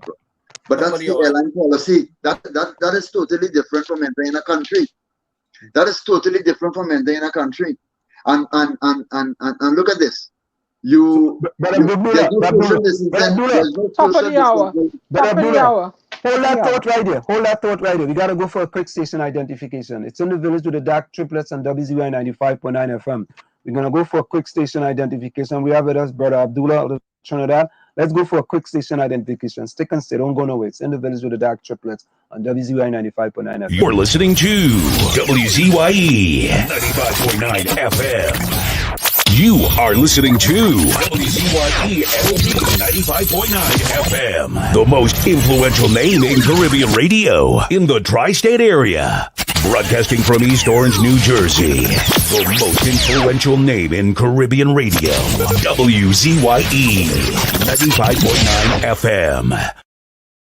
We are back with you. It's in the village with the DAG Triplets on WZYE 95.9 FM. And of course, ladies and gentlemen, we come to you every Tuesday, Thursday, and Saturday from 7 to 9 p.m. That's Tuesday, Thursday, and Saturday from 7 to 9 p.m. Of course, Albert Montano says we don't have any incentive in Ontario to take the vaccine. All right. You know what I mean? Yeah. It's Canada, right? Yeah. An incentive he would have to if he's trying to come here. There's no social distancing on an aircraft. Right? So in the airport, you see everybody line up to go check their tickets, right? Correct. Social distance apart. That is stand up on the little round circle thing there on the ground. Correct. And, you know, it's a big laugh because when they go on the plane, they're sitting right next to each other. Correct. Right? Correct. It doesn't make sense. And I'm seeing the time is 9 o'clock. Let me end on this point. Right? All those people who feel that you would not be able to comfortably operate and to travel and to do what it is you're accustomed doing in the past and so on, where there is a need, listen to this carefully, where there is a need, there's always going to be a supply. Mm-hmm. So don't worry about it, right? Mm-hmm. The World Doctors Alliance, already they have a lot of plans in place to bring businesses on board who are not of this narrative. They have mentioned they're looking at airlines, different airlines, and attracting different airlines to be part of this program so that you'll be able to travel to different places and so on.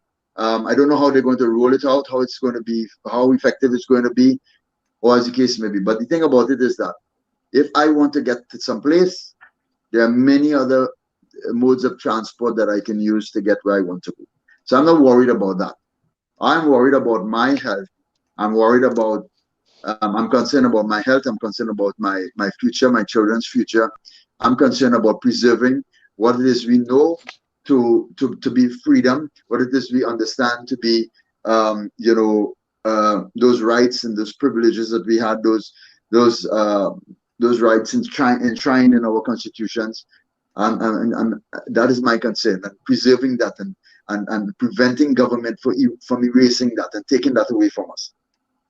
And I'm going to continuously work towards standing up for anyone who feels that they have been treated, indifferently in the workplace, in the schools, in the hospitals, in the institutions, by government, whatever. We're going to ensure that we hold the flag of Trinidad and Tobago high. That flag represents where every creed and race finds an equal place. It also represents together we aspire, together we achieve. It also represents discipline, tolerance, and production. The only two symbols in our country remaining that could unite this entire country together as one people is that flag and our national anthem. And we're going to continue holding that and, using that as a form of uniting all of Trinidad and Tobago. We are not about politics, we are not about race, we are not about religion, we are about humanity and addressing the issues that affect humanity. But Abdullah, we want to thank you so much. It's really a pleasure for you to come in the village and share your vast amount of knowledge and wisdom here with us in the village. And we know you are going to continue to fight there in Trinidad and Tobago. But before you go, if you had to send a message to the Prime Minister of Trinidad and Tobago, Dr. Keith Christopher Rowley, what would be your message to the Prime Minister? Dr. Keith Christopher Rowley, you are my brother. I love you. Don't believe for once that I hate you or I despise you. The problem I have with you is what you're doing. And I'm treating with this as an issue. It's not personal with me. It is never personal with me. I will embrace you tomorrow if I see you. I will hug you tomorrow if I see you. I just don't like what it is you're doing. And all I'm asking you to do, Umar Abdullah is telling you this. Not Philip Alexander, not Inshan Ishmael, not none of these persons, Ian Allen. Forget about those persons. Umar Abdullah is telling you, you have safety with me. You have a place with me. You have security with me. You have love with me. You have appreciation. You have all these things with me. And you can enjoy all that with me. I respect you. I will never disrespect you. I will never disrespect your office. Never would I do that. I will not call you names. I will not say derogatory things about you. That's the person I am. But I'm fighting an issue here. It's nothing personal. I'm fighting an issue. Better sit down, invite me. I can invite you. I can invite you into my home. I can do that. Could you do the same? Thank you. But Umar, we want to thank you so much, man. We want to thank you so very kindly for joining us. And as you go along, we definitely like to have you back in the village, because when you come into the village is nice, Yeah. We keep it real in the village. Yeah. I would like you to continue to do some intelligence gathering from as far as this vaccine is concerned. Also, we I are deeply continuing to appreciate do you. that. I deeply appreciate you taking this bold stand. I am disappointed in the other religious leaders who do not take a stand in their community, whether it's crime or any issue. I don't see a bold stand with our leaders. I don't see these religious leaders really taking a stand. And I'm very proud of what you did. Also, I would like to for you to share my my concerns to the TTPS and the members of the Defense Force to let them know that we are also concerned about them, and if they have an issue and they want to reach out to us in some way through you or anything that they want to let us know something, please function as an ambassador between us and them. I know they would not want to jeopardize themselves. So I would like to make that offer to the members of our security forces that they have a message, something they want to bring forward to us, something affects them. I want to extend that, to them, and I deeply appreciate having you. Diana, I'm sure you have a few things to say. Yes, Brother Abdullah, I want to thank you for accepting my invitation to come to the program. I too have a global platform where I fight for women and girls. And when you mash the corn of the children and the old people, then the storm comes out in me. But when you start with the women are the bedrock of the society. They raise your children. They rear your children. They raise the children, their spouses. They keep a household. And when you have a foreign company oppressing African women, Indian women in Trinidad and Tobago, I vex with him too. That's issue I vex. I vex with him in a lot of issues. I don't hate the Prime Minister of Trinidad and Tobago. You'll never find me disrespecting him. But I will blow a storm his way when he starts with his nonsense against my people. Thank you, Brother Abdullah. Brother Abdullah, before you go, Zaya Ali says, tell him salam for me. Brother Zaya Ali is saying, yes. Lorraine is new here. Lorraine said this was an excellent interview. Good job, host. Adele McLeod says, indeed. Brother Abdullah, I got to tell you that, we do appreciate when people come into the village and we have these kind of discussions. They need to have these type of discussions in the media in Trinidad and Tobago, because they just seem, like that tiptoe around the tulips, that tiptoe around it, that tiptoe. In the village, we really don't tiptoe. We keep it real, we keep it respectful, and we just keep it moving. So again, we want to say thank you so very kindly. Any closing words before you go? Well, it takes a village to do a lot of things. Huh? It takes a village to raise a child. It takes a village to make a difference.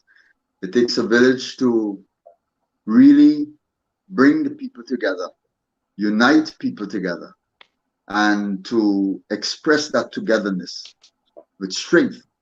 And I think you all are doing an excellent job. And I want to thank you for, I appreciate the opportunity that I got here tonight. This is the best opportunity I got thus far. And I hope that you all will continue to do this job that you're doing. You all are making a difference. Don't believe that you are not making a difference. It's all about planting a seed in the hearts of persons, to the soul of individuals. And you all, I'm sure, would have planted a number of seeds tonight. And I want to thank you on behalf of the entire population of Trinidad and Tobago. I want to thank you on behalf of my Prime Minister too as well, because this might very well be the forum or the opportunity for him to heed the call and to address the concerns of his people in a fair and just manner. And so, Brother Abdullah, before you go, I'm going to say, Perth Santa says, Brother Abdullah, what a wonderful lecture. I pray the other religious leaders should take a lesson from you, good person. So we're going to close on that note. Thank you so very much. And I also want to say before you go, for his followers, they can subscribe to our channel. It's free. So whenever we go live, they can follow us and they can chime in on the program. Just hit subscribe as you're on YouTube make sure right that my now. group does that. Yes. Yeah, they can follow us. And Brother Abdullah, before you go, right, you don't hear when you come in the village, we are not the type of program that we talking about, go and share the live and share. We are not like that. We want to come and we want people to get some brain food when they leave the village. Yeah. Get some type of brain food, not just communion. We do have it's Trinidad, so there is some bacchanal and confusion every once in a while. But we try to share brain food as much as possible. I believe tonight we shared a lot of brain food. I mean, my brother's already texting me and telling me I have to send him a copy of the program. So again, Brother Abdullah, thank you so very kindly and enjoy the rest of the evening. I just want to end by saying definitely want you back. A lot of people may think that I being a Muslim, I will exhibit some sort of hostile, Islamic values and that sort of thing. Let me make it absolutely clear here tonight. I represent the God of Moses, I represent the God of Abraham, and I represent the God of Muhammad. That's who I am. That's who I am. So we're going to leave on that note, Brother Abdullah. Thank you so very kindly. We appreciate it. Thank you very much, sir. Take care. Bye. Bye-bye. Okay. And of course, folks, it's in the village with the DAG Triplets. Oh, let's see. Look, one game compliment. I could pop. I don't want to put up all your quotes when the people speaking, because sometimes they want to get a copy of the video, and I don't want them to see a name like Little Ron Horner on the video, because they will get vexed. So Little Ron Horner says that is why Aisha wears envy WZYE TV. Oh, Chase Bank, boy. Chase Bank, a man coming with Chase Bank, yeah? It's so refreshing to hear constructive criticism without barbs and insults. Chase Bank, Chase boy, that Chase, or as Wells Fargo Bank have used Chase. Chase Bank, or let's say welcome to Chase Bank. Let me pop Chase Bank comment up there. Chase Bank, you see that one? That is a real good one day Chase Banks. That is true, eh? When you come into the village, we will criticize in the village, eh? But our criticism is very constructive, right? And we're not into, I don't know why calling me Chase, but that's what it says, Chase Bank. I don't know why they're calling you Chase. What happened? Chase gone. Hey, Eugene, boy. Eugene says, Eugene is my partner, boy. Eugene says one of the best interviews, boy. Hey, listen, all you notice in the village, we just bring all kind of people. And we only had 3 guests, eh? We only had 3 guests in the village, eh? One for you, one for Dana, one for me, eh? We only had 3 guests. And Gary, you say that trying again. to... Gary, say that again. Say that again, Gary. Yeah, we only had 3 guests in the village here. One for you, one for Dana, one for me, right? And you trying to make yourself somebody and trying to prove like you're worth something out here, all right? Correct is right, but you only had 3 guests. Yeah. No, not 3 viewers. 3 viewers. Yeah. 3 viewers. Yeah, that's but remember in the initial stages, there was another person with the initial PS that said the same thing and said, "Oh, you know, right?" And look where we are today. Evidence. They want empirical evidence. Yeah, they want empirical evidence. Here we are today, right? Okay. Yeah, so well, let's move right along. The empirical evidence on your bank account, you know, for where you spend your money, right? And many of my systems. Yeah, what Fish said is make and some cry, and we still like each other because we all see humans in the village. That is it, man. When you come in the village, yeah, Lana says, what? We just bite in the village, boy. You attack at some time and guy. And we love child, keeping it real. Yeah, boy, you know. Well, you know, joke, you know. And we had Albert Montano. Albert Montano says, thanks to the kind-hearted Diana who balanced the discussion, and she's very human co-host. Yeah, because Diana is in between. You know Thank you. Oh, wait. Chase Bank say what? My name is Jessica Clark. Wait, what's that one? What she says her name is? Oh, she name is Jessica Clark, and it show up as Chase Bank. What is that one? Maybe she logging on from Chase Bank. Give out your number that she message you privately, answer. That might be little run on, boy. I don't want little run on message me. You mad or that fella? Zaid OJ says hello. Yeah, well, hello to you, Zaid. I think Zaid here before. Put Santa was here first time tonight, and Put Santa says Put is male or female? Wait, she put a number in the chat there. You're brave, girl. Retract it quick. I pray the leaders could stand up for us, the people. What a sad things. They don't care for us. Let me see who else, boy. Yeah, listen, man. All these religious leaders in the country. I mean, we Jessica, remove your number. And we don't because little run on go take it. Click on the side and retract it. You'll see some dots. Jessica, go on my Facebook page. Go on my Facebook page. Little run on go take your number. Watch it. You know that fella is easy. We only have pulpit leaders. And he's not driving a Benz. He drives a truck. Yeah, Diana, and Gary, hold on, Gary. Gary, listen to what Little Ron Horner says. Oh Lord! For all the new people who come in to the chat tonight, we have a fella by the name of Little Ron Horner. His name is actually Ron DMC in the chat, but he's Little Ron Horner because he always have to sit in the corner, right? And we have to put him in the corner. You all know why when in school and thing.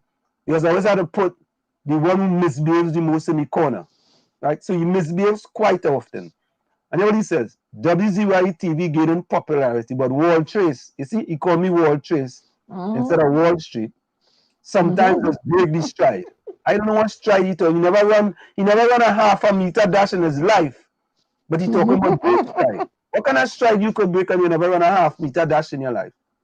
Look. Hey, Rowley from Toronto, boy. Rowley is still around, boy. I thought something. I don't know. Hey, look, Wallafield Nuts. Diana, Wallafield Nuts has something with you, you know. That's all right. Here he says. He come in. Hey, where Ulrich? Want to see Ulrich? Earlier. He was there tonight? Somebody said they said that earlier, I think. Somebody said my number is Sesame Street 555. My number is 1-800 Wall Street. Diana, you looking lovely tonight. Thank you all. Thank you, Wallafield. Anytime that fella come in, right? Look the next one. Hello, my beautiful Diana. Don't get jealous now. Mind your business now. No, I just, Somebody can't call me beautiful. Answer. Put a station email or something that they could contact the station in any information, anything they want to share with you. WZYE FM, WZYE. What is this, boy? Put it in chat. Put it in chat too. All right, let me put it in chat. WZYE. He go get them Aisha Wells address at gmail.com. Be careful. Yeah, we want to keep publishing that now because certain people might have some things they want to say and they want to say. Boy, them people go start send me all kind of email now, you know, boy. Yeah, good. Then you have to give somebody access to read it. WZYEFM at gmail.com. Okay. Share it. Yeah. Put us all in there and share it. So really? when it comes. Hey, where Nadia was there tonight? Yes. I see. What about Queen? Where Queen? Queen was there, yes. Lana was there too? She is there. Look, she's there now. Oh, no, I just asking, man. Hey, my partner, Eugene Julian, boy. Eugene, what you say to Eugene for me now? Eugene is my partner, boy. My partner, Eugene Julian. He's not related to Bona Julian because Bona Julian was a good cricketer, right? And I know how we get our last name, Julian, but that's the last name. Happy you enjoy the program, man. Yeah, what you saying? One of the best interviews. Yeah. It's Chase's first time on the program. Everybody say hello, Chase. Chase's first time on the program. The first time logging on at Chase Bank. Adele first time too. Let's say to Adele McLeod. I wonder if she related to that That's why you want to know where Jessica from. Mind your business. Don't tell him where you're from, Jessica. He's gonna come and stalk you. You have your next guest in the background or no? Who's the next guest? Was this supposed to be Mr. Tanku? No. He pick it up. What happened to the teacher? Oh no, she wants to do it next week. She was in a meeting, she said. Oh, okay. And she wouldn't have been. Okay. Yeah. So Dave had parliament, so he couldn't. What I feel not? What are you emailing me for? To get Diana number? Only I'm not giving out Diana number. Don't email me and ask you for Diana. They can go on Facebook and they'll find me, inbox me. No, they will inbox you. If I don't answer you, if you get crazy and creepy, I block you. Like I block many men, many of them. Oh, who I want to take me out on a date? Wants to do a video call 2 o'clock in the morning, all kind of madness. Yeah, tell them get real. They have an issue, they want to reach out to us. We're open to that kind of discussion. You know, no post. Listen, Albert Montano says, Albert, come on, man, ask hard things now, man. Answer if you are a real man, get Aisha Wells on the program. You had Aisha Wells on the program already. What's wrong with you, Albert? Albert, what happened? Albert, I feel you got a girl in symptoms in Ontario for her to take the vaccine. Is she gonna come? Is she gonna come now? That's the issue. What? Vonnie Roberts said Wall Street call Miss Vonnie. Let's get a rundown on Tobago. How we gonna bring she in? We gonna bring she in? No, we gonna bring she in. Yeah, Miss Bernie Jack, yeah. Oh, by the way, we're having Mr. Antonio Clemente wants to come on as the co-host one day next week as one of the co-hosts. Okay. But we have to get back to this. Let me finish up with this tonight, right? We have to bring in somebody from the chat to co-host one night. Yep. Not run. Not starting with run. Yep. Right? What about Ellis, boy? You feel he could handle it? Yeah, I feel so, but you're going to get licks because you call him Ellis Island.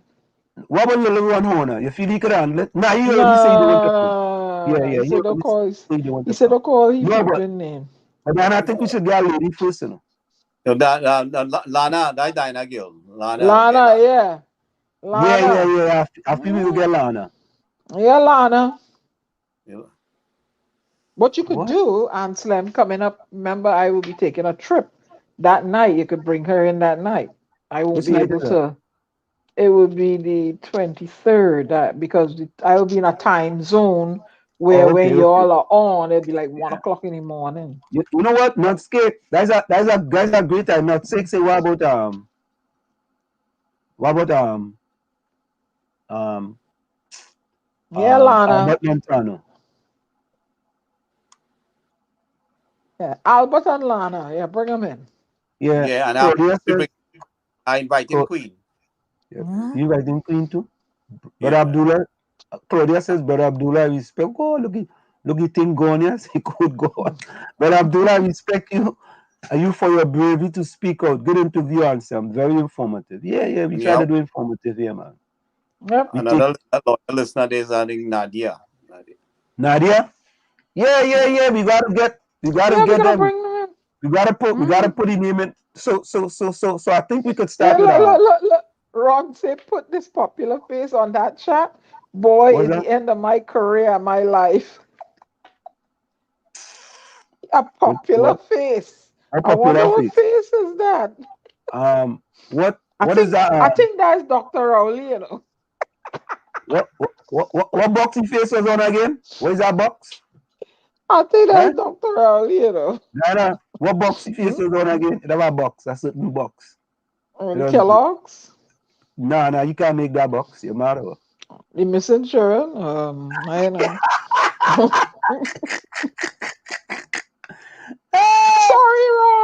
Sorry, Ron. Oh, Fistick said put Nadia. Let me see if she's a girl. Nadia in the chat? Nadia don't want to know. Nadia don't want to know if it's Are you wicked, you know? Yeah, I'm telling you. What? My dog say, I don't mind being co-host for a night. Look, Ron Vex. But I might debate differently. What do you mean? What do you mean you could debate differently? What do you mean by that? Ronnie boy. What's mad? What's hurting my little Ronnie? Oh, where Ellis Island gone?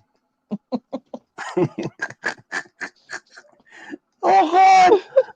What up to your partner from Laventille Ulrich? What's going on with him? Curtis Montesha? Ulrich. So. Hey, who's this one? Spinks Alive? Who was that? I know. I said hello to them. The names are new. Spinks Alive, boy. I'll tell Mr. Zahir to invite Mr. Zahir one time. Yep. Yeah, he's a good speaker. Yeah, but listen, my partner Vonnie Roberts had a little invitation to her. He does always. Yeah, Vonnie does always. Vonnie is Aisha a good friend. And where's your friend up there, Montano? Albert Montano. Give him a 15 minutes. Oh, baby. Ron say he can come on the program, but you have to blank out his face. No. Anytime. Hey, let me put the rules down right now. Anybody you invite a co-host, you must show your face. Anybody that's invited to co-host, that's one of the criteria. No blank out face here. Only the host can blank out the face. That's right. Yeah. Nah. Anytime you come in, because we keep it real in the world, Ron gotta go and put on makeup and all kind of thing. Oh God! You gotta put on makeup, boy. You go say, boy, I go on that program. Once I go on that program, this is a video for the rest of my life, you know. Everybody was, that's what the problem is. That's the problem? Mm-hmm. Why is that? Hey, let me play a quick few videos here before we go. Let me see if we have a quick few. But then, Gary, I saw so much videos to play, and sometimes we don't even get one in, you know. All right, let me see which one we have to play here. Okay, let me see. Okay,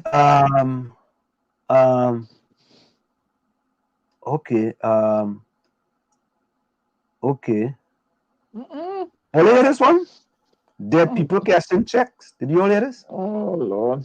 Did you all hear it? The Ministry of Social Development and Family Services database was triangulated against data from the Elections and Boundaries Commission and Death Registry of the Register General Department, and found that 1,995 persons to whom checks were issued as recently as August 2021 were confirmed dead. Madam Speaker, Some of the disability and pension checks belonging to those 1,955 individuals are being cashed. The most significant, 81%, being senior citizens' pension. A further 3,902 grants were identified for investigation. And this represents...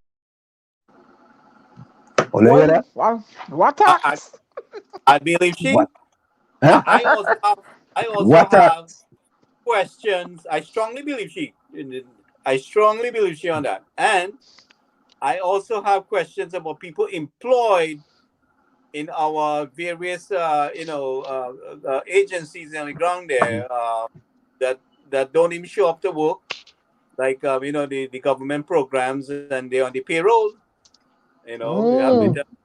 Wasa had 3,000 people that was on the payroll that didn't exist, and I heard about people, those CPEP and URP gangs that are getting paid, and their family getting paid, and they're not even working. So that's why we can't have no production in the country, because people getting paid and draining out the country resources, right? And we're not getting the work done. But Gary, you know what, Gary? I thought you would have said. I thought you was going to say that propaganda by the PNL. No, man, I don't believe that. No, I don't believe that. I thought, but all right, Gary, all them fellas going to be happy with this one. Eh? Let's listen to Ms. Kamala Persad-Bissessar and that she wrote to the president. Let's listen to what she had. Opposition leader Kamala Persad-Bissessar has written to President Paul May Weeks on the situation with the Police Service Commission with regard to the appointment of a commissioner of police. During her contribution to the budget debate today, Mrs. Persad-Bissessar said she sent the letter to request full transparency on the matter. Mahalia Joseph Wharton has more. Our state of national insecurity is made even more glaring as a result of this debacle surrounding the appointment of a cop and the complete implosion of the Police Service Commission due to the reckless, incompetent, and deliberate political interference in our independent institutions and processes by high public officials. The opposition leader Kamala Persad-Bissessar said it was important to raise the issue as October 15th will be the end of Acting Commissioner of Police McDonald Jacobs' acting period. She added that the Trinidad and Tobago Police Service would be unable to access its allocation without its leadership. Well, for one, the allocation to the TTPS has to be managed by the COP. He is the Chief Accounting Officer. Without a COP or acting COP, who will be accountable for expenditure in this allocation? Whom? She is also seeking answers on reports that a public official was present at the President's house when the former PSC chairman intended to deliver the list of nominees for the post of commissioner. So I call upon the government, I call on the Prime Minister to tell us, who is that high official? Who is that official? All members of the PSC have since resigned. Mahalia Joseph Wharton, TTT News. Well, I heard a rumor that there was a high public official that intercepted the PSC and took the letter. Okay. That how to say, intercepted the letter. Rumors are spreading. That's what I heard. Letter the thief in. That is a talk that reach all over the country, and they doesn't know what is truth and not is truth. So all I'm saying is I heard at high level, I know she's saying it, so I guess there's some kind of substance there, maybe not. But the letter was intercepted at the President's house. Yeah, always, but I ain't gonna lie to you, but the chat does move real fast, but real fast, but it does. This is Gary Griffin the picture at the back, and I'll start. Yeah. All right. Let me go all the vex now. Let me get all the vex now. Let me see the other one there. Hold on. You see people getting gunned down all over the country. All right, hold on. But that was happening before. Hello, Saray Lobo. What you gonna see that? Lobo. All right, listen. I notice the opposition leader and that's on the WZYE has launched an attack on the government and the Office of the Attorney General with respect to its effort at fighting white-collar crime. I'm putting you all on notice.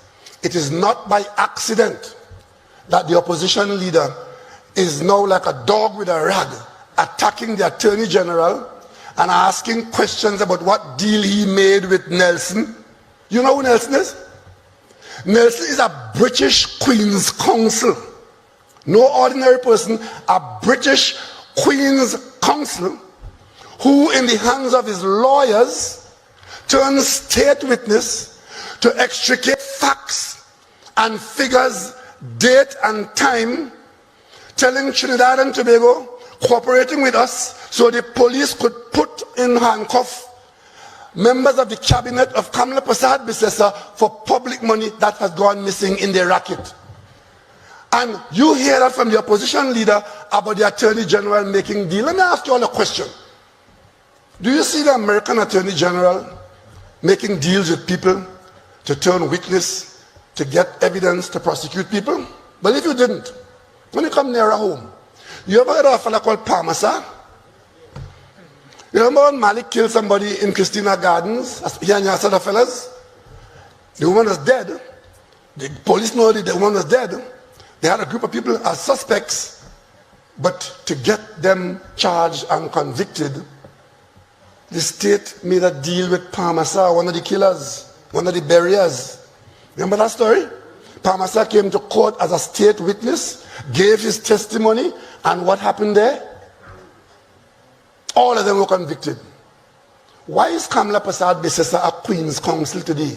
Showing out just like that. Story about the Attorney General's making deal with Nelson and she want to know and she want to know. But let me tell you all something.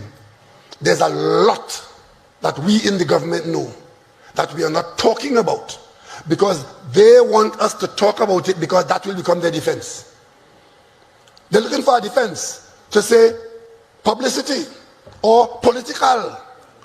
So we've kept our silence last term, last election, and now.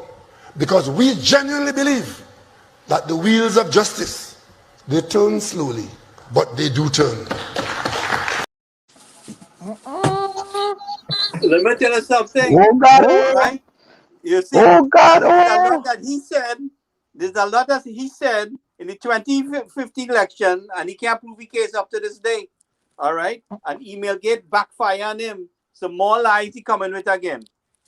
Oh Lord. Tell him I said so. More Oh lies. Lord. More Oh lies. Lord.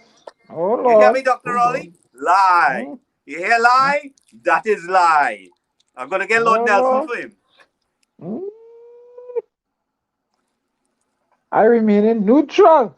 Who's that? Well, me afraid him. Me afraid him. I don't know nothing about nothing, so I remain in I don't speak on things I don't know.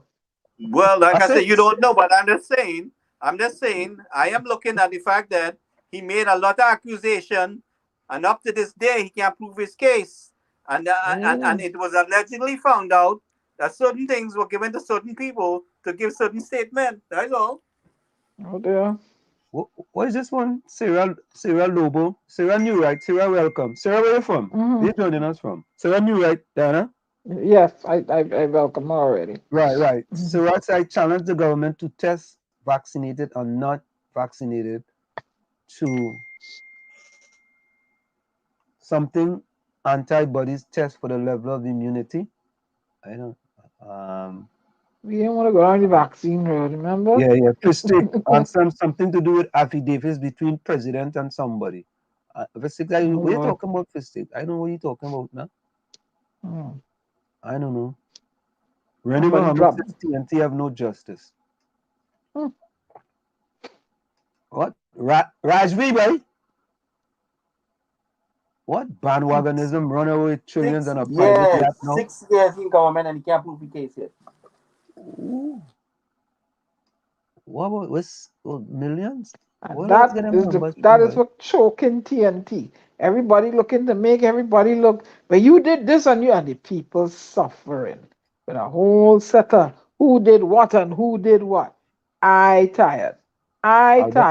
They need to dig out the whole core, get rid of everybody, and put a new person in there. And I tired. I tired of it. You see what Albert Montano say? Right. Look on the screen there.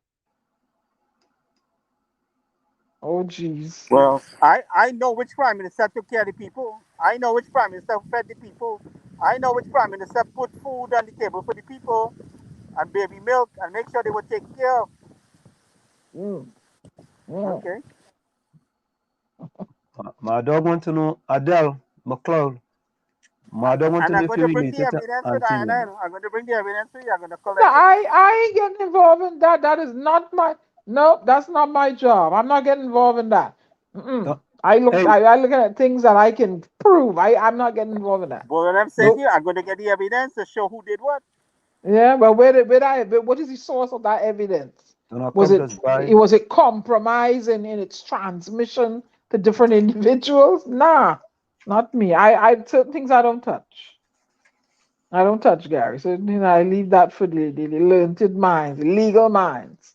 Let them handle that. No, I ain't talking about that. I'm talking about comparison to the level of service delivery. Oh, okay. I ain't talking about the court business. No. All right. I misunderstood you then. But the women suffering, the children suffering, old people suffering. Takisha said nuts cake is a avita. Yeah, well, let them stay there. Nuts cake. Oh God. My dog say what? I like how nuts cake make that song so nice yet insulting. Why you make song nice? Why you make song nice? Let me see. Let me go back to that fella thing. Oh. It says something about Donna Cox. I want to call people greedy. Okay. Well, if you all in defense of Donna Cox, if you're all doing that nonsense claiming benefits for dead people, all are wrong. You know it is called Jack a Jacket. If you're all doing that, you're wrong. Good. That money could go toward a worthy living person who is in need of it, and I know one or two of them, right? All are wrong. But I said it. Who vex? I don't care. Hey, Vonnie Roberts, I don't have a Bonnie number. Maybe we could try to bring she on Tuesday. Albert Montano says if the system was computerized, deaths will be registered almost immediately. Yeah. Oh, Albert, I pulled that out of you, didn't I?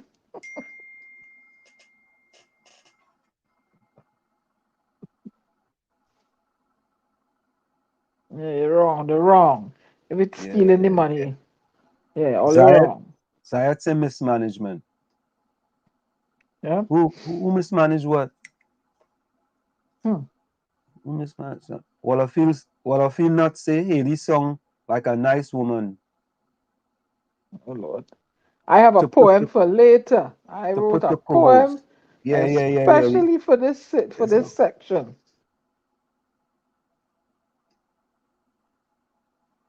Yeah, Nadia, thank you very much. What Takisha say? That's your minister anthem from your party. Which minister?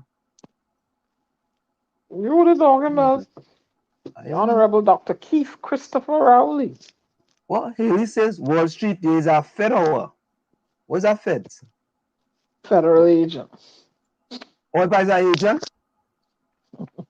Haley, I don't know what you're talking about, you know. I really don't know Haley. All of us have something in them kind of tree thing. All of them be talking. Me, you know, all you really know now. Or Vonnie Roberts say a co-hosting if Google, Dominic or Aisha on the show.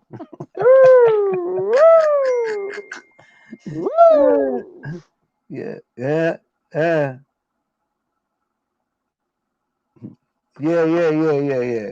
The phone in it. What? Yeah, Rowley say. He said, Ron will have to put on a toupee. Oh my God.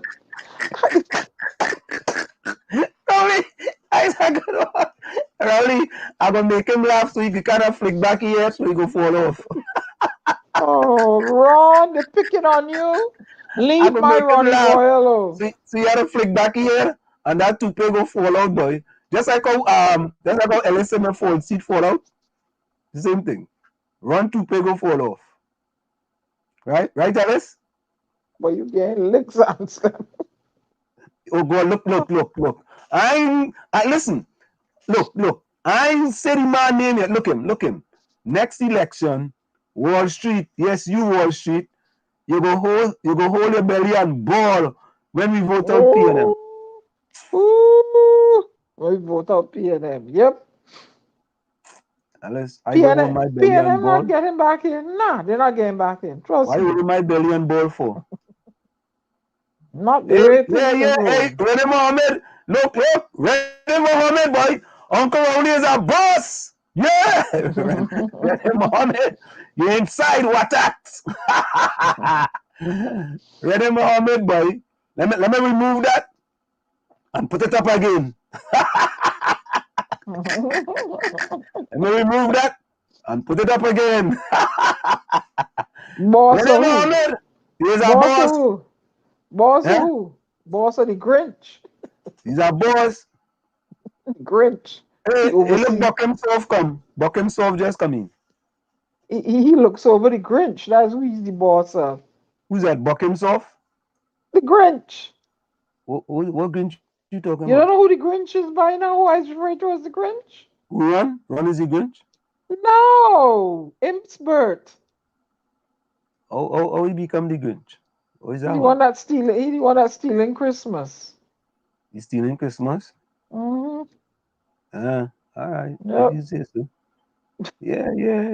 All look. Yeah, boy. Hey, Ready Mohammed, boy. PNM here to stay, boy. Oh God. Yes. You gave me a headache. I finally get somebody on the side, boy. Who's that? Who's that? Ready Mohammed, boy. I got a partner. But you know what? We go block. I blocking you, Rennie Mohammed. I blocking you. You can't block. Yep. No, you can't do that. Oh, you go. I can't do that. No. We fear you in the village. Yeah. In the village, we fear in the village. So how Rowley here to stay? Well, he's a king. Oh, He's a king. No, but she just getting she comments. Why she can't get she comments? Look, everybody's getting comments. Over now, son, because woman getting she comments. I don't know how he could be here to stay. He ain't no king. Why you vex because the woman getting she comments? He ain't no king. I just want her to know that. When Lana say on some Christmas come and fix your background Trini style decor. I fix I go fix that by Lana. I don't know. Are we up in the coal? Oh yeah, boy. René Mohammed, boy. Anytime PNM lost is because they want us. Because they want what? A rest. Oh, please. They want to take a little rest. We want to rest and relax. We want to get the double hours, boy. Rest and relax. Please. Albert Montana says, Diana, I had a friend who hadn't power. Oh God, he come and gone. I had a friend who hadn't power of attorneys for someone to receive a pension check a day after the person died, and the pension department want interest after you return the check. What? The man returned the check and they want interest. You see how them is? Diana, I need your help here, right? You see how them fellas is? Look at Ellis Island comment. Watch it on the street. Right. You have mouth no Wall Street. When brother I agree with you, Ellis. He was like I a agree lamb. with you. You see, I agree with you. When people come in the village and allow them to express their opinion and we discuss things respectfully like a lamb, right? All they want me to get on like a wajank. That's all they want me to do. Get on and get on bad. Like if I'm Chumakak. Yeah, like if I'm Chumakak. And then I will tell you, yeah, all you see, I tell all the Chumakak never leave him. He's still in the Chumakak. I tell all you. Right? You can take a boy out of Chumakak, but you can't take the Chumakak out of him. I know all That's you. right. Yeah, That's I've only figured out already. When you about to know when I going to Tobago to campaign. You don't know. When you send the ticket for me now. I going to Tobago to campaign. Where you get that? My father living in Roxburgh, you know. I tell you, all you know who constituency Roxburgh belongs to. What's a joke? Watson Juke, boy. But look, That's this one. right. Who's this one now? Hey, look. I got a new name, boy. Not Skate, call me Small Wall now. Small Wall getting excited, boy. Ready, eh? Ready, where going? This is it good? Nah. Come on, man. Keep putting up the comments, man. Come on, man. Your comments done too quick. Ellis, I know he too has been drunken by the Balizé juice for too long. So sometimes it gets the best of him, Ellis. I'm aware of that. Hey, so me that have never sipped any Balizé juice, nor no yellow Kool-Aid, I am very sober and I'm aware of those conversations. Yes. Yeah. Look at next boy from Chumakak, boy. Curtis, boy. Welcome, boy. What? The peeps coming in tonight. The peeps coming in tonight. It's trouble in the village tonight, boy. The peeps coming in. Kurt, welcome, boy. Kurt, welcome. Kurt, I know Kurt go defend me too, eh? What? Not want to know if Rene is a man. I just say Rene. I don't know if Rene is a man. What? Rene? Why are you getting on Rene case for? Eh? What you see? You see a lot. Eh? Anselm is drunk on the Balizé juice. You have to detox. You have to detox Anselm. Give him a proper cleansing. What? Rene, they say Rene is a man. I never say you was a woman, you know. I never say you was a woman. I just say, what? Rene gone too much UNC here. She can't handle me. Nah, she ain't going nowhere. Where she going? All trying to run him or her. Albert Montano say, Ansem, you're a respectable gentleman. Keep it so. Hey, Curtis, welcome for a second time, boy. Out of Chumaka Claventel. And let me say, Erica John, welcome. Even though you're not the Curtis Monteja from Chumaka, welcome. Erica John from Chumaka, welcome, boy. Welcome. Boy, Chumaka in the house tonight. No, but I see Erica and Kurt.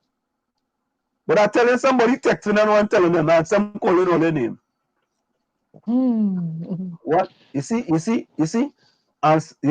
Diana, you don't encourage them. You see what Ellis Lobot put up? Ellis Island. Well, she the body talks with Cotton Bush. Yeah. Hey, look, Curtis Monteshell coming. Look, I tell you, Curtis boy, welcome boy, Curtis, welcome boy. Another Chumaka in the house, boy, Chumakanian in the house, boy, Chumaka like crazy. Erica John, Curtis call Erica John and tell she are calling she name. All my family in Chumaka calling log in. Yeah, when they log in, I hope Polly going to shift the dynamic. Well, when we were about to say, well, she you're offering 40,000 to Aisha Wednesday. Yeah, offer she that. I offer she that way. I mean, yeah. What? Good night. Anselm. Hey, lollipop boy, what? Lollipop boy, lollipop poppiness. Lollipop. Buck himself say Anselm. Oh, Anselm. Anselm must be like Rowley because they have the same ball head. Same ball head. Get your pigtails ready, Walls. Get your pigtails ready. Buck himself. I like that one. Get your pigtails ready, Raul. Get your pigtails ready, Anselm. Hey, yeah, boy, Curtis. Good night again, boss. Good night to you, boy. You have any song to drop or something? Wait. Yeah,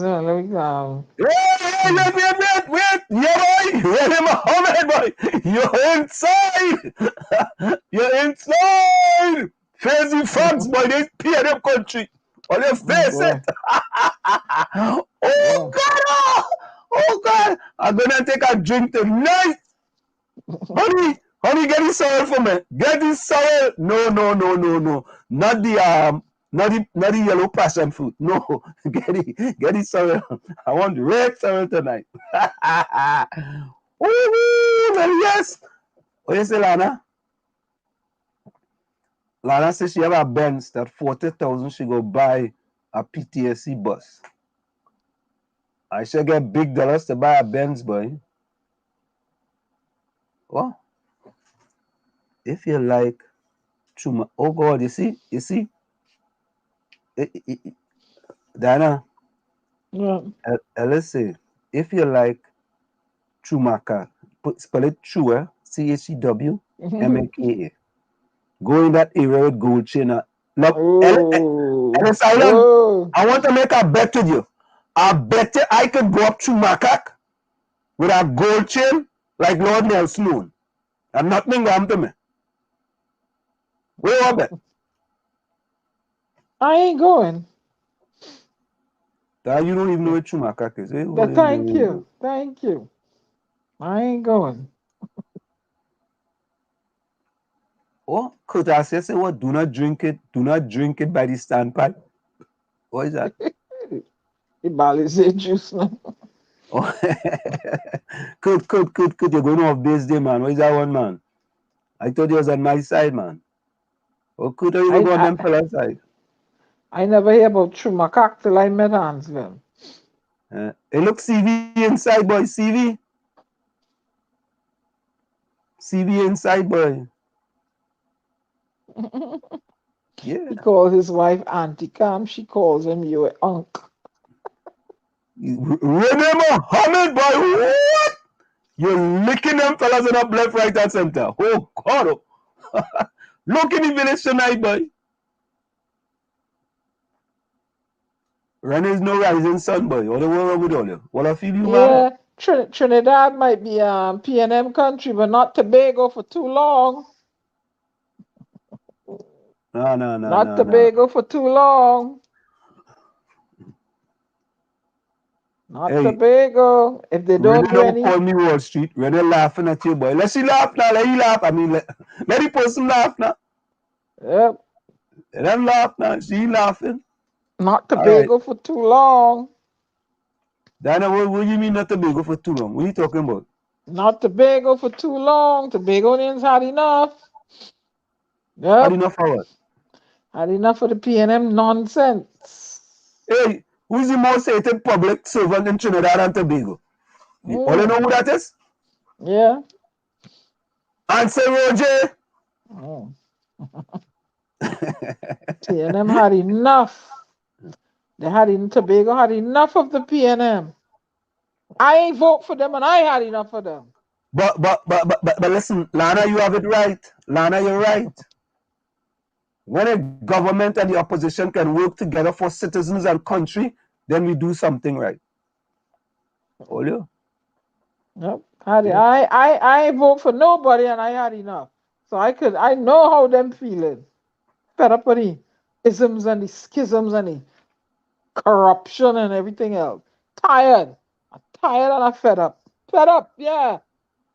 Getting the people pigtail to eat and all kind of foolishness and canned food. Who gave who pigtail? Nobody pigtail to eat. Canned food, making canned foods more affordable. Making the canned foods more affordable. Wait. So different other parts of the pig no VAT. You're vatable, but the tail ain't vatable.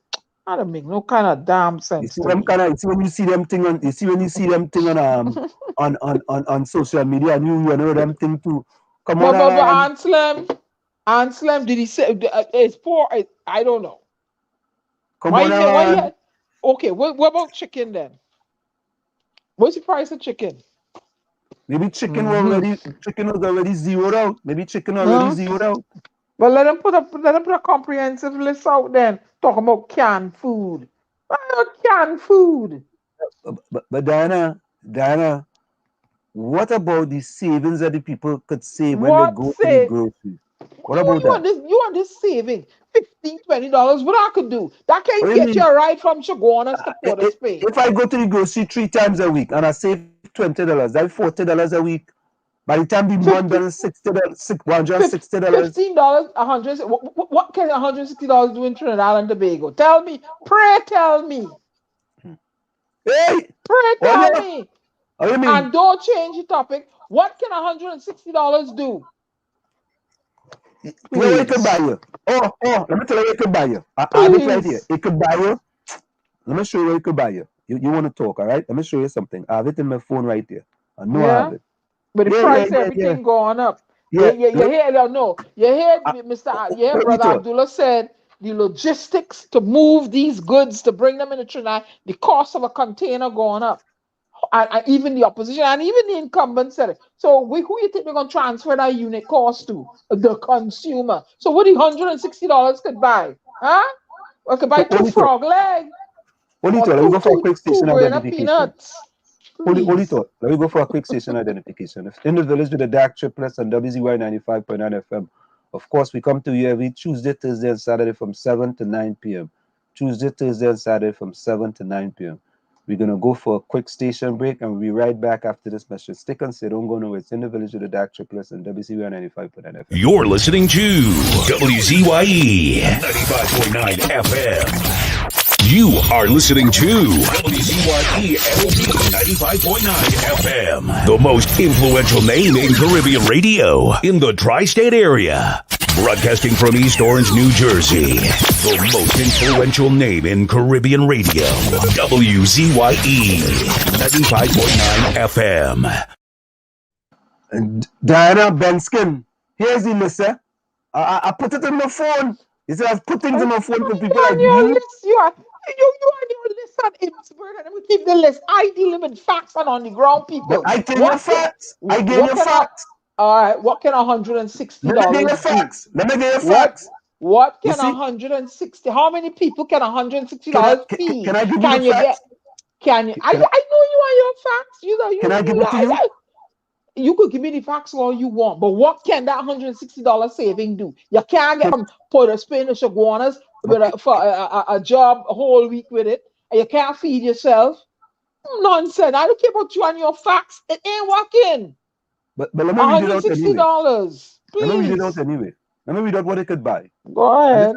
This is $147.55. Oh, please. Oh, God, you're low. At the supermarket, the cost of 1 canola oil, 1 pack of ketchup, a tin of mixed peas, 1 tin of tuna, 1 bottle of water, 1.5 liter, a pack of curry, a box of cereal, a tin of sausage, a tin of sardine, and 1 pack of biscuit, preferably Quicks, amounted to $147.55.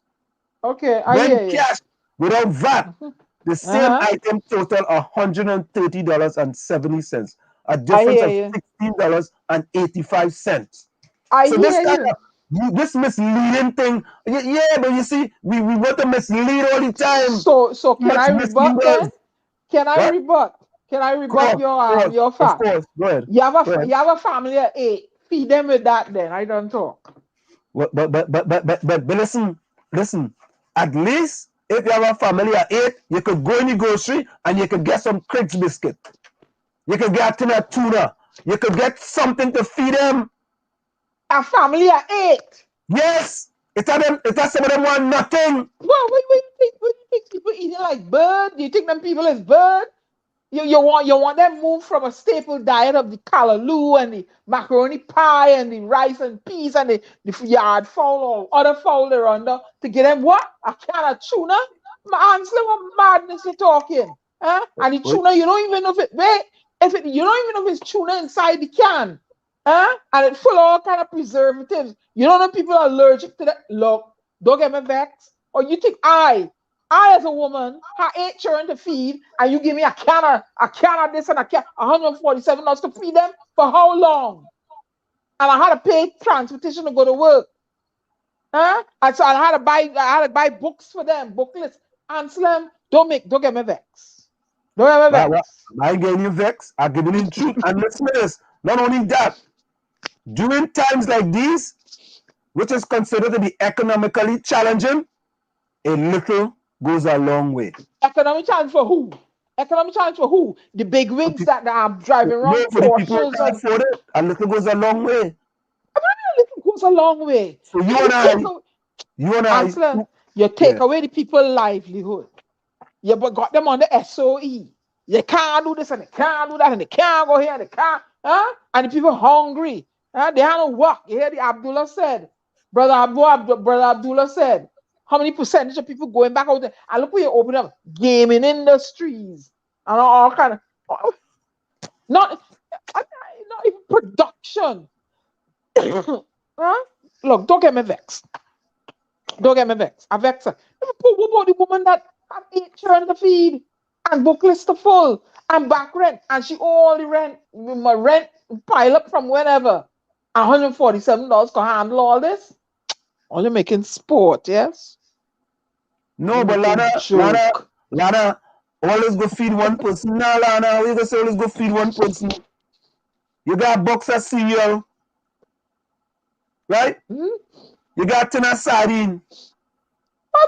You got canola oil. You could go and fry something with that canola oil instead of going by Kentucky Fried Chicken. What you frying? You didn't put chicken. What you frying? You ain't even $16 you save. You can buy a half pound of chicken.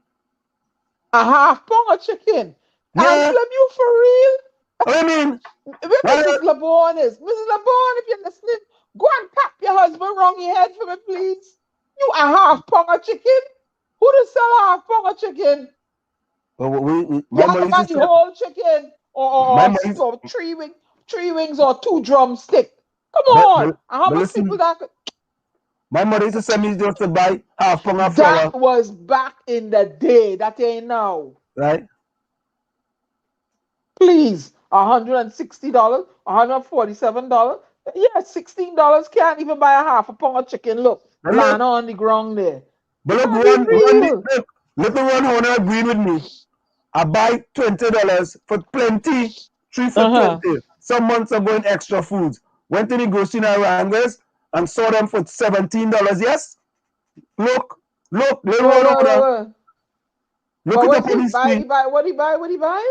I don't know what you buy, but you buy plenty for $20. You buy plenty, $20 for plenty? Well, what kind of plenty what? I don't know. Whether it is plenty crepes or plenty sardine, I don't know.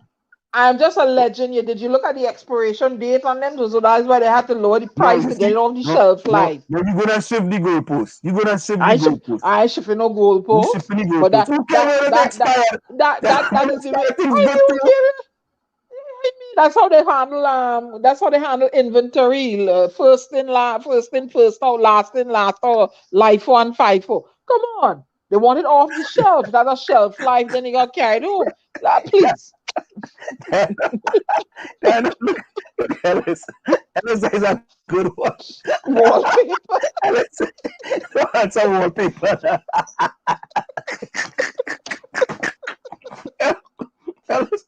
Ellis. Oh my God. Listen, Dana, don't answer wallpaper now. You want. PNM don't want him. Oh God. And the Grinch talking about, ham and cheese.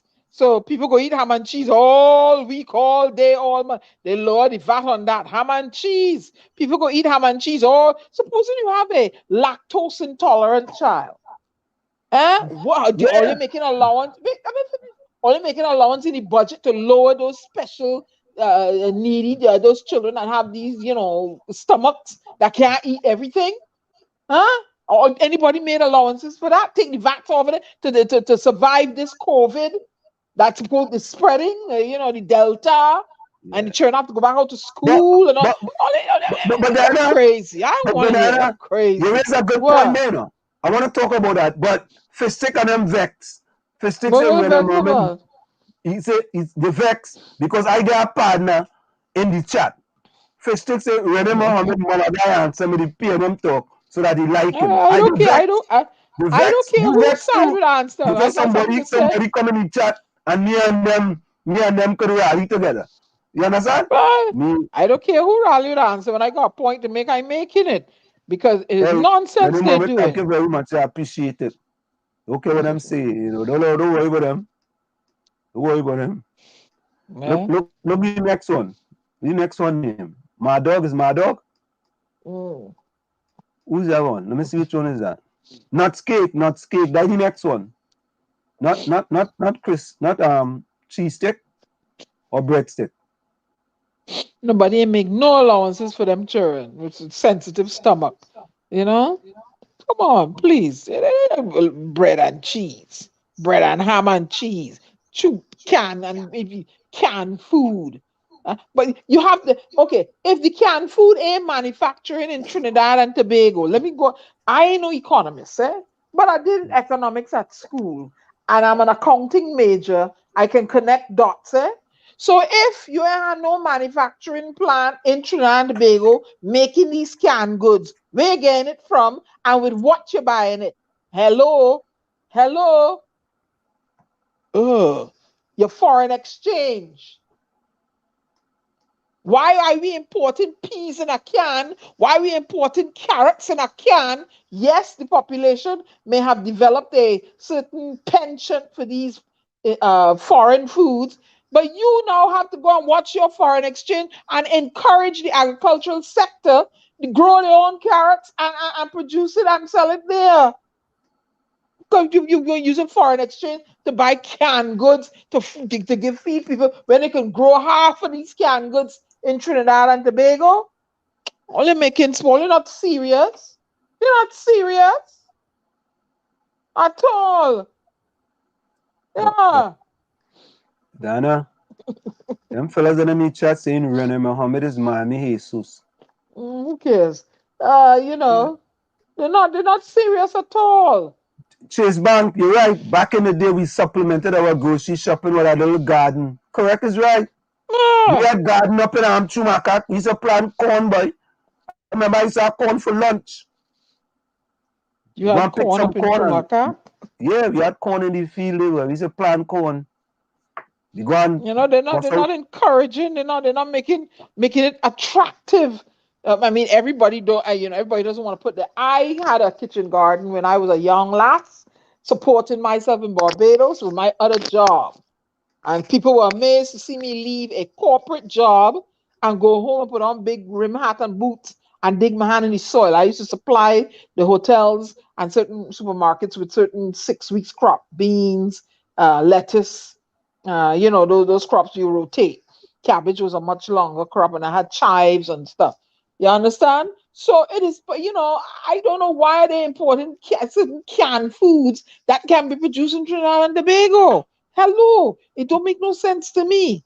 Wean them off of that imported food, and they will buy what is available. Hence, you beef up your agricultural sector, right? You'll be forced to buy the local goods. You put some sort of plan in place where you don't have a glut now on the market. You got to look at that now. Everybody producing carrots. Certain soils are best suited for certain crops, right? Maybe the south.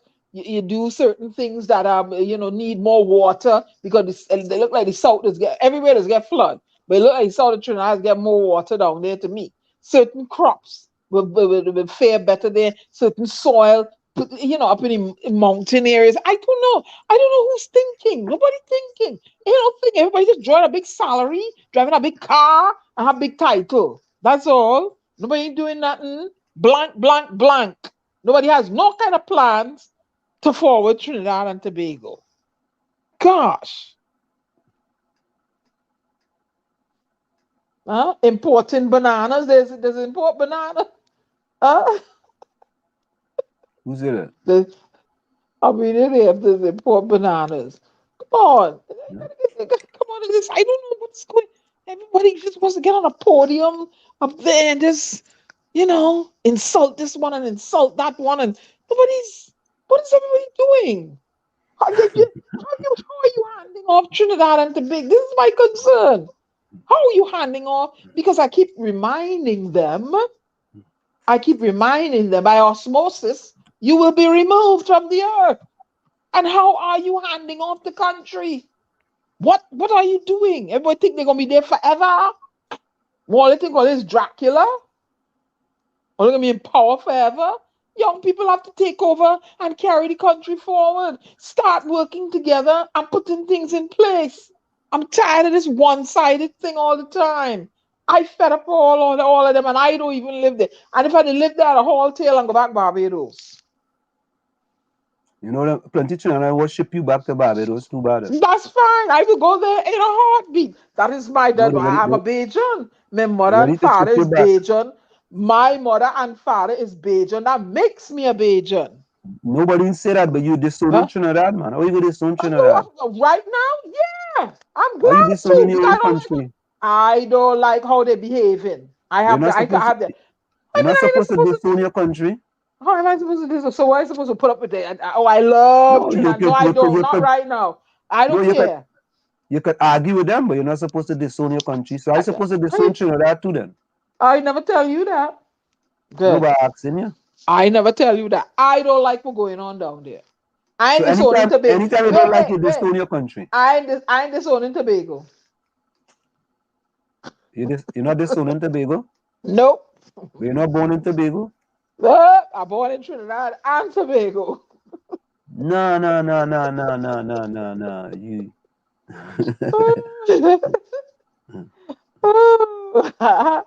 I'm not disowning Tobago. Hey, when Mohammed, them fellas them say use mommy or Susbury. What is that one? What is that one? Oh, let me go back to this fella comment here. Little I'm coming be going quick. Ellis said this lady tell me this budget was nice, but asking me for $10. You think she a red set? Yeah. Now. Nobody need pay them no Wall Street, but he loves them with all his heart. Wall Street ever pay them flag in his front yard in America. Wallpaper sick in the head. Pay them take away party card, but he obsessed. I don't know why you just write them things for now, right? Who calling? Who calling? Who ape? There ain't nobody in here no ape. Best watch yourself. Okay, good. Who's that? Who said that? Somebody. Buckham Hard and McCollin, the African girl. Somebody called RMC calling the African girl ape. I don't know who they're talking about. I don't know. I don't know who they couldn't be me. Not this beautiful face and this chickaboo hair that was a model in her day. Like, they don't get me started, eh? Okay, good. So I know they're talking about me. You're looking in a mirror, whoever you are. Let's proceed. The next one, not see. And PNM say Ansem try to teach some building or something. That's not good. Oh God. All in Trinidad not easy, boy. Albert Montano said, Diana, you know what is abuse? Teach Ansem. Oh God. Why all you think I get abused, boy? Why do you think so? Diana? Yep. Why they think I am being abused? Why they come to that conclusion? I really don't know. Look. All right. I know what Tommy had to come and join us, boy. I know what's going on with Tommy. Let me see. All right. Yeah, to you in the chat who want to think that I tell you, yeah, I'm an ape. Go ahead. That's what ape stand for. Award-winning poet extraordinaire. All they want to take me on? Come on. Oh God. Oh God. What acts? That's what that stands for. Award-winning poet extraordinaire. Let's go. And some rocking the boat in the doghouse, boy. God, all put me in the doghouse. Buckley's called black women Creole. Well, that is your business, Buck. You could, just don't call me too late and don't mispronounce the name that I have on my birth paper, which two of them is here in the chat. Good? And he just call woman ape, but that he business. If he just call all women ape, well, if I'm an ape, I'm an award-winning poet extraordinaire. Take that. What? And someone there, and Buck come on here to chat. You chat He's to lie. caused trouble wherever he is. Who's that? Buck him hard? Yeah. Buck him soft, man. I buck him soft. Oh, you buck him soft, eh? You buck him hard at all. Remember who sing that song? Somebody buck them down. Remember that song? Not sure. Yeah. You remember that song? Oh, Charlie buck him down. Charlie buck him down. Chase said, GMO crops have lots of people hooked as opposed to local crops are not very appealing to the eyes and gullible people keep opting for the fakes. True. Yeah. I put something with a little bit of mud on it, you wash it off. Yeah. Anyway, Ansel, what are we doing? Where's Tommy? I haven't heard Tommy in a while. Yeah, I tried to find him. I know, but Ron, little Ron, you have to stick with one name, right? You can't change the name. I don't appreciate when you change my name. Right? If you call me Wall Trace, stick with the Wall Trace. Wallpaper. Yeah. No, I Ellis. Ellis call me Wallpaper. That's all right. Oh no. Ellis call me Wallpaper. And Run DMC, little Run wanna come now. You are being abused because only census people voting for you call them that wall crawler. You call my wall crawler now. But Wall Trace better. Right, Not said what? Anselm wanted a building to supposedly teach youths or something, but they say Anselm was trying to put the property on his name to thief it for himself. Oh God. Where did us get these things from? You know them that makeup stuff? Oh my God. Yeah. You see? They say Anselm was trying to put it up on the screen. Yeah, not Stang's boy. So Buck is in the habit of disrespecting women. Okay, no problem. Yeah, guys, we're not tolerating that, eh? No, we're not tolerating that. Seriously, we're not. Okay? No, we're not. We're not tolerating that. We got fun, we laugh, we joke, but no disrespect. Eh? Although we don't say that. Hey, look Run DMC say wall crawler is a compliment. Or that would be a compliment. We call it wallpaper. No, that's Ellis. Ellis call me wallpaper. Run DMC call me wall trace. Yeah. All right.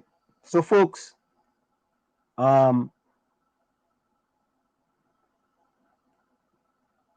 me get out of here, guys. Let me give my quote before I go. Of course, folks, we always appreciate you guys. Good. I didn't get that one, but anyway, one of my favorite quotes says, "Your circumstances may determine who you are, but you are responsible for who you become." And again, what? Look, even Haley getting into the thing, you know. Trump wall. She calling me Trump wall now. Trump wall. Haley, don't let them fellas and them mislead you, you know. No. Yeah. Don't let them mislead you, Haley, because them fellas and them, them fellas and them are no good. You're very nice and fantastic and splendiferous and things. Don't let them mislead you, Haley. Go ahead, Diana. Okay. I wanted to do with everything going on for the week. But I wrote this a while ago, so it's kind of like a prophetic poem. I wrote it in 2017. Does my country love me? I'm a law-abiding citizen, working, paying my taxes and raising my children. I love my country that was forged from the love of liberty. But as of lately, I'm wondering, does my country love me? Some women, if they don't go missing, they're victims of crimes by murder or raping. Justice is slow or not forthcoming.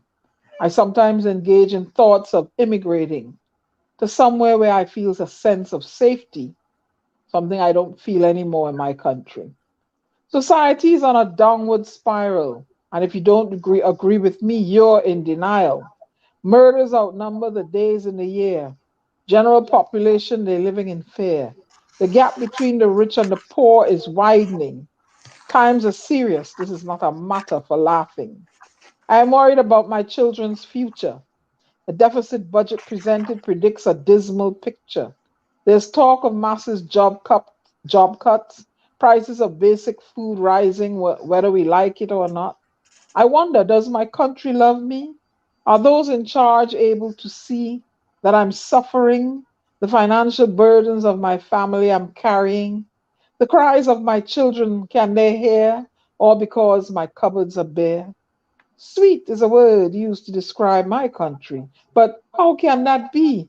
I can't drive on the roads with trying to avoid a 6-foot ditch, and in the hoopty I drive, not a luxury vehicle like the rich. There's a tense undertone, one like I've never known before. I've never known. The masses are unhappy with the agenda. They're sick and tired of the divisive, destructive propaganda. I'm a law abiding citizen. That may change. I just may subscribe to mayhem. This is Diana Benskin, aka The Storm, bidding you auf Wiedersehen until we meet again. Good night, all my beautiful people, including you, Buck. Oh boy, you said that's special. You spell that special. Hey, Lollipop. Lollipop and who's the other one, boy? Lollipop and Chase Bank. Could you put closing comments in the chat? Lollipop and Chase Bank. Put your closing comments in the chat, please. Chase Bank, if you're new here, we always allow a newcomer to the chat to put closing comments in the chat. So put your closing comments, whatever your closing comments you want, put it in the chat. All right. Yeah, boy, my dog boy. I see idol boy. Yeah, boy. Ah.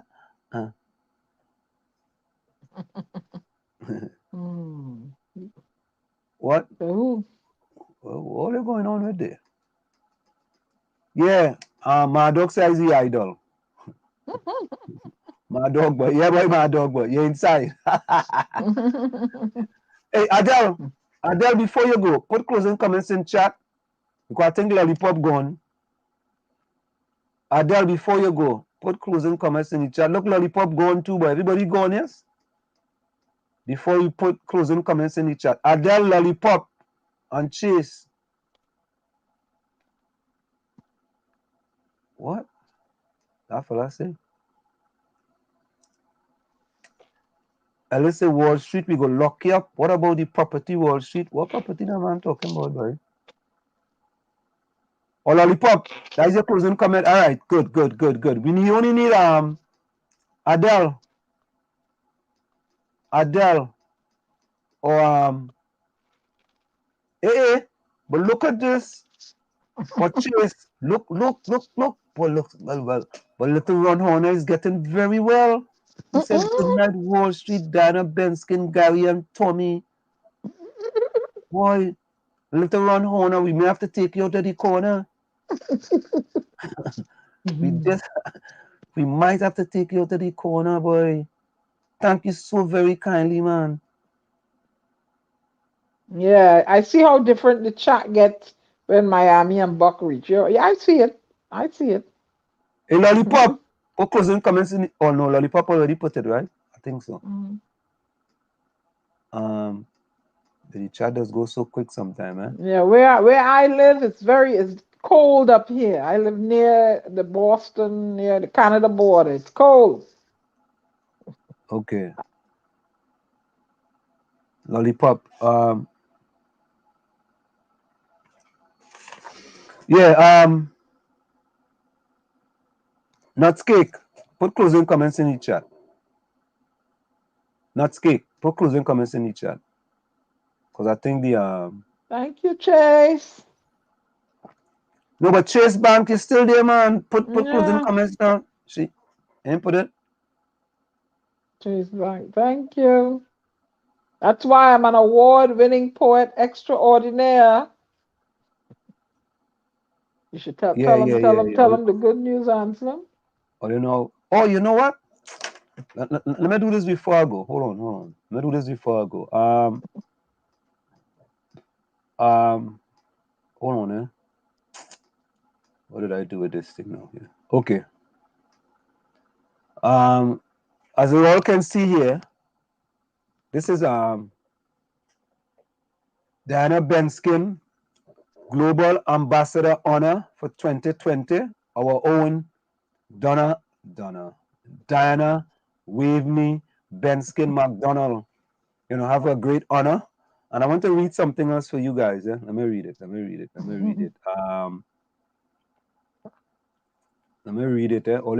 Be patient with me. Let me take this off the screen here. Should I put it up on the screen enough? But that is all right. Let me read it. I will read it here. Although we don't make joke here in the village, We just keep it real here in the village. So here it is, Dear Diana, we will first like to thank you for accepting and applying to the Community Literature Initiative as a prospective poet author. We have received many applications and we thought it's fair to interview all candidates before we give a response to any one poet. The application pool is full of great writers and we are pleased to have the honor of hearing your work. After carefully considering the material you submitted, we'd like to congratulate you on priority admittance into our fall 2021 class as a scholarship recipient. In reflection of submission you presented, we believe you have a gift for brevity and potency of language. You are a gifted writer, and we look forward to a great start on all the work you will create in the coming months. We'd like to remind you of two important expectations from all of our CL scholarship recipients. First, we must know that we intend to publish your work in anthology form as your formal final thesis. You are now joining a league of distinguished poets/authors who want to make a contribution to humanity. Thank you for accepting and applying. We look forward to seeing you in the class session. Once again, congratulations. And yours in verse and lyric, the Community Literature Initiative Application Committee. And that's our one and only Diana Waveney Benskin McDonald. Thank you. Congratulations to you. So folks, let's see, we don't play, We don't play. We don't play in here. We don't play. Thank you, Alice. And Chase, you want to subscribe to the channel so whenever it comes up, it'll pop up on your phone or whatever. It's free. Just click subscribe. I thoroughly Ron, enjoy being here. I can't see without my glasses. I need if I take them off, you can see me, but I can't see anything. I need it for reading. Everything's a blur. And I like the Oprah style. Good. So Chase Bank says, I thoroughly enjoyed being here. It's refreshing and real. Being candid while being courteous is an art that's difficult to achieve. Happy to say you have accomplished the feat. Blessings. Thank you very much, Chase Bank. The only thing we ask people, right, is when you tell your friend to tell a friend, just ask them to subscribe and it doesn't cost anything. That's the only thing we ask you. Tell them to subscribe to the channel, because the more people subscribe, the more people we can reach here in the village with the DAG Triplets. And because of all of you all have continued to make this program a success. And we want you all to continue. So I'm scrolling back to try to get to Lollipop. Okay, look at me with sunglasses. See me here with sunglasses? But I need these. These here are prescribed transitional progressive, all kind of lens protector, blah blah blah blah blah. They want to see me without goggles. So you see me with sunglasses. Look, voila. Okay, but these are for reading. Ellis, so me send him a barrel. You want you to send him a barrel? Yeah, send him a barrel. I know you have a barrel for. I will send you a barrel of little run honors. Now, if I were to type, I don't know. I can't see the keyboard. I can't see nothing. So here's Lollipop closing comments. I enjoy the program as usual. I appreciate your honest dialogue. Thank you so very kindly, guys. And that's what we do. That's what we do here. We keep it real in the village. You know what I mean? Respectfully real. All right. So what are we going to go to tonight, buddy? All right. Haley says, Haley has a closing comment. This world is our last stop before heaven, and it's a world of struggle to make it into heaven. You have to find happiness in your struggle. There is no happiness when you don't believe in self. Take a bow, Haley. Full 100. Full 100. Empty barrel. Yeah, I'll send him 5 empty barrels.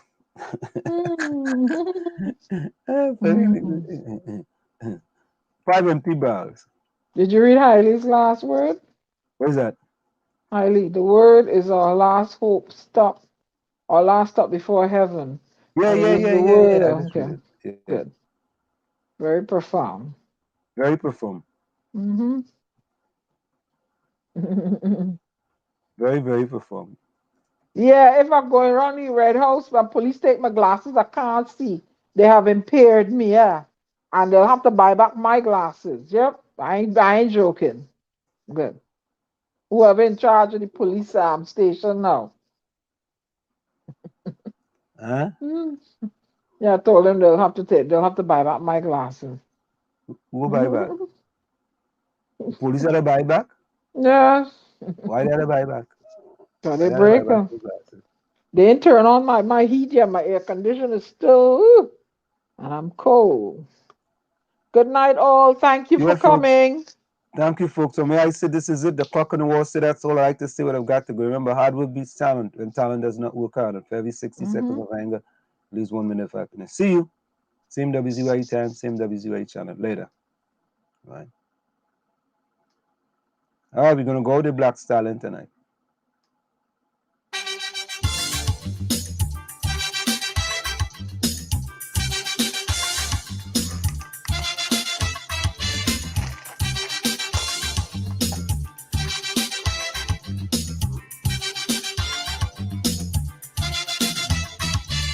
Say you get up one morning, your elders have something, you don't know how they get it, but you want to use it.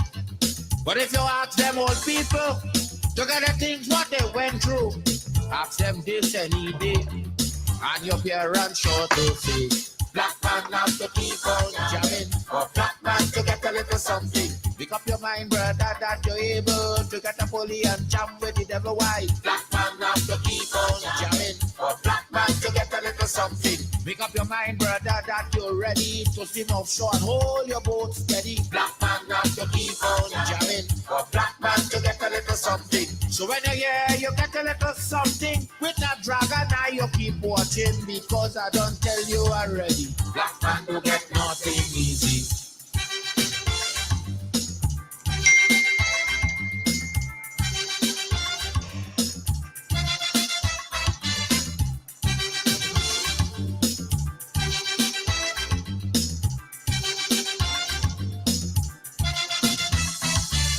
You get up one morning, and oil money running.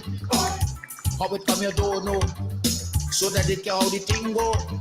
But if they read about Uriah, they wanna find out the pressure. How we get so much old hell to get a penny from PLL. Black man have to keep on jamming, or black man to get a little something.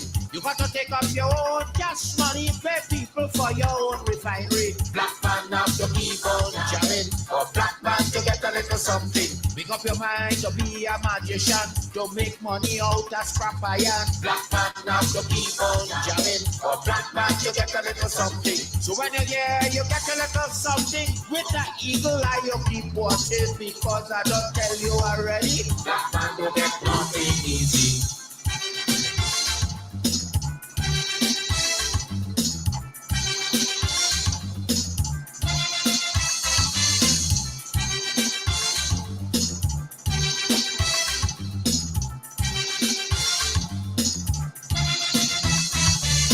So we get up one morning, independence happening, getting the thing come easy. Now they're taking liberty, but if they know about petition, we are to send to England for some woman to tell we in this colony. Black man have to keep on jamming, for black man to get a little something. You got to go to conference in England to get independence in your own land. Black man have to keep on jamming, for black man to get a little something. People hold you, humiliate you, turn on and sell you, and then they free you. Black man have to keep on jamming, for black man to get a little something. So when you hear you get a little something with that dragon, now you keep watching, because I don't tell you already. Black man don't get nothing easy.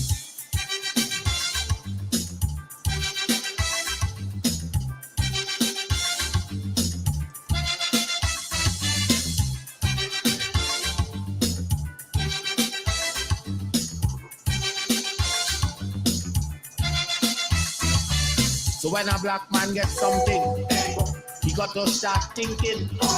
You get it there easy. You got to practice economy. From getting licked from the slave master to become the land owner. Brother, it's a terrible journey.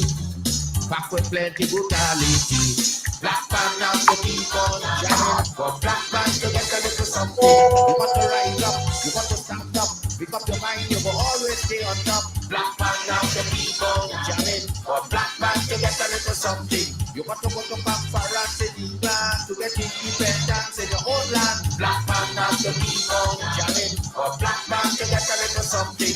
You got to take off your own cash money, pay people for your own refinery. Black man now to keep on jamming. For black man to get a little something. Pick up your mind to be a magician, to make money out of scrap iron. Black man now to keep on jamming. For black man to get a little something.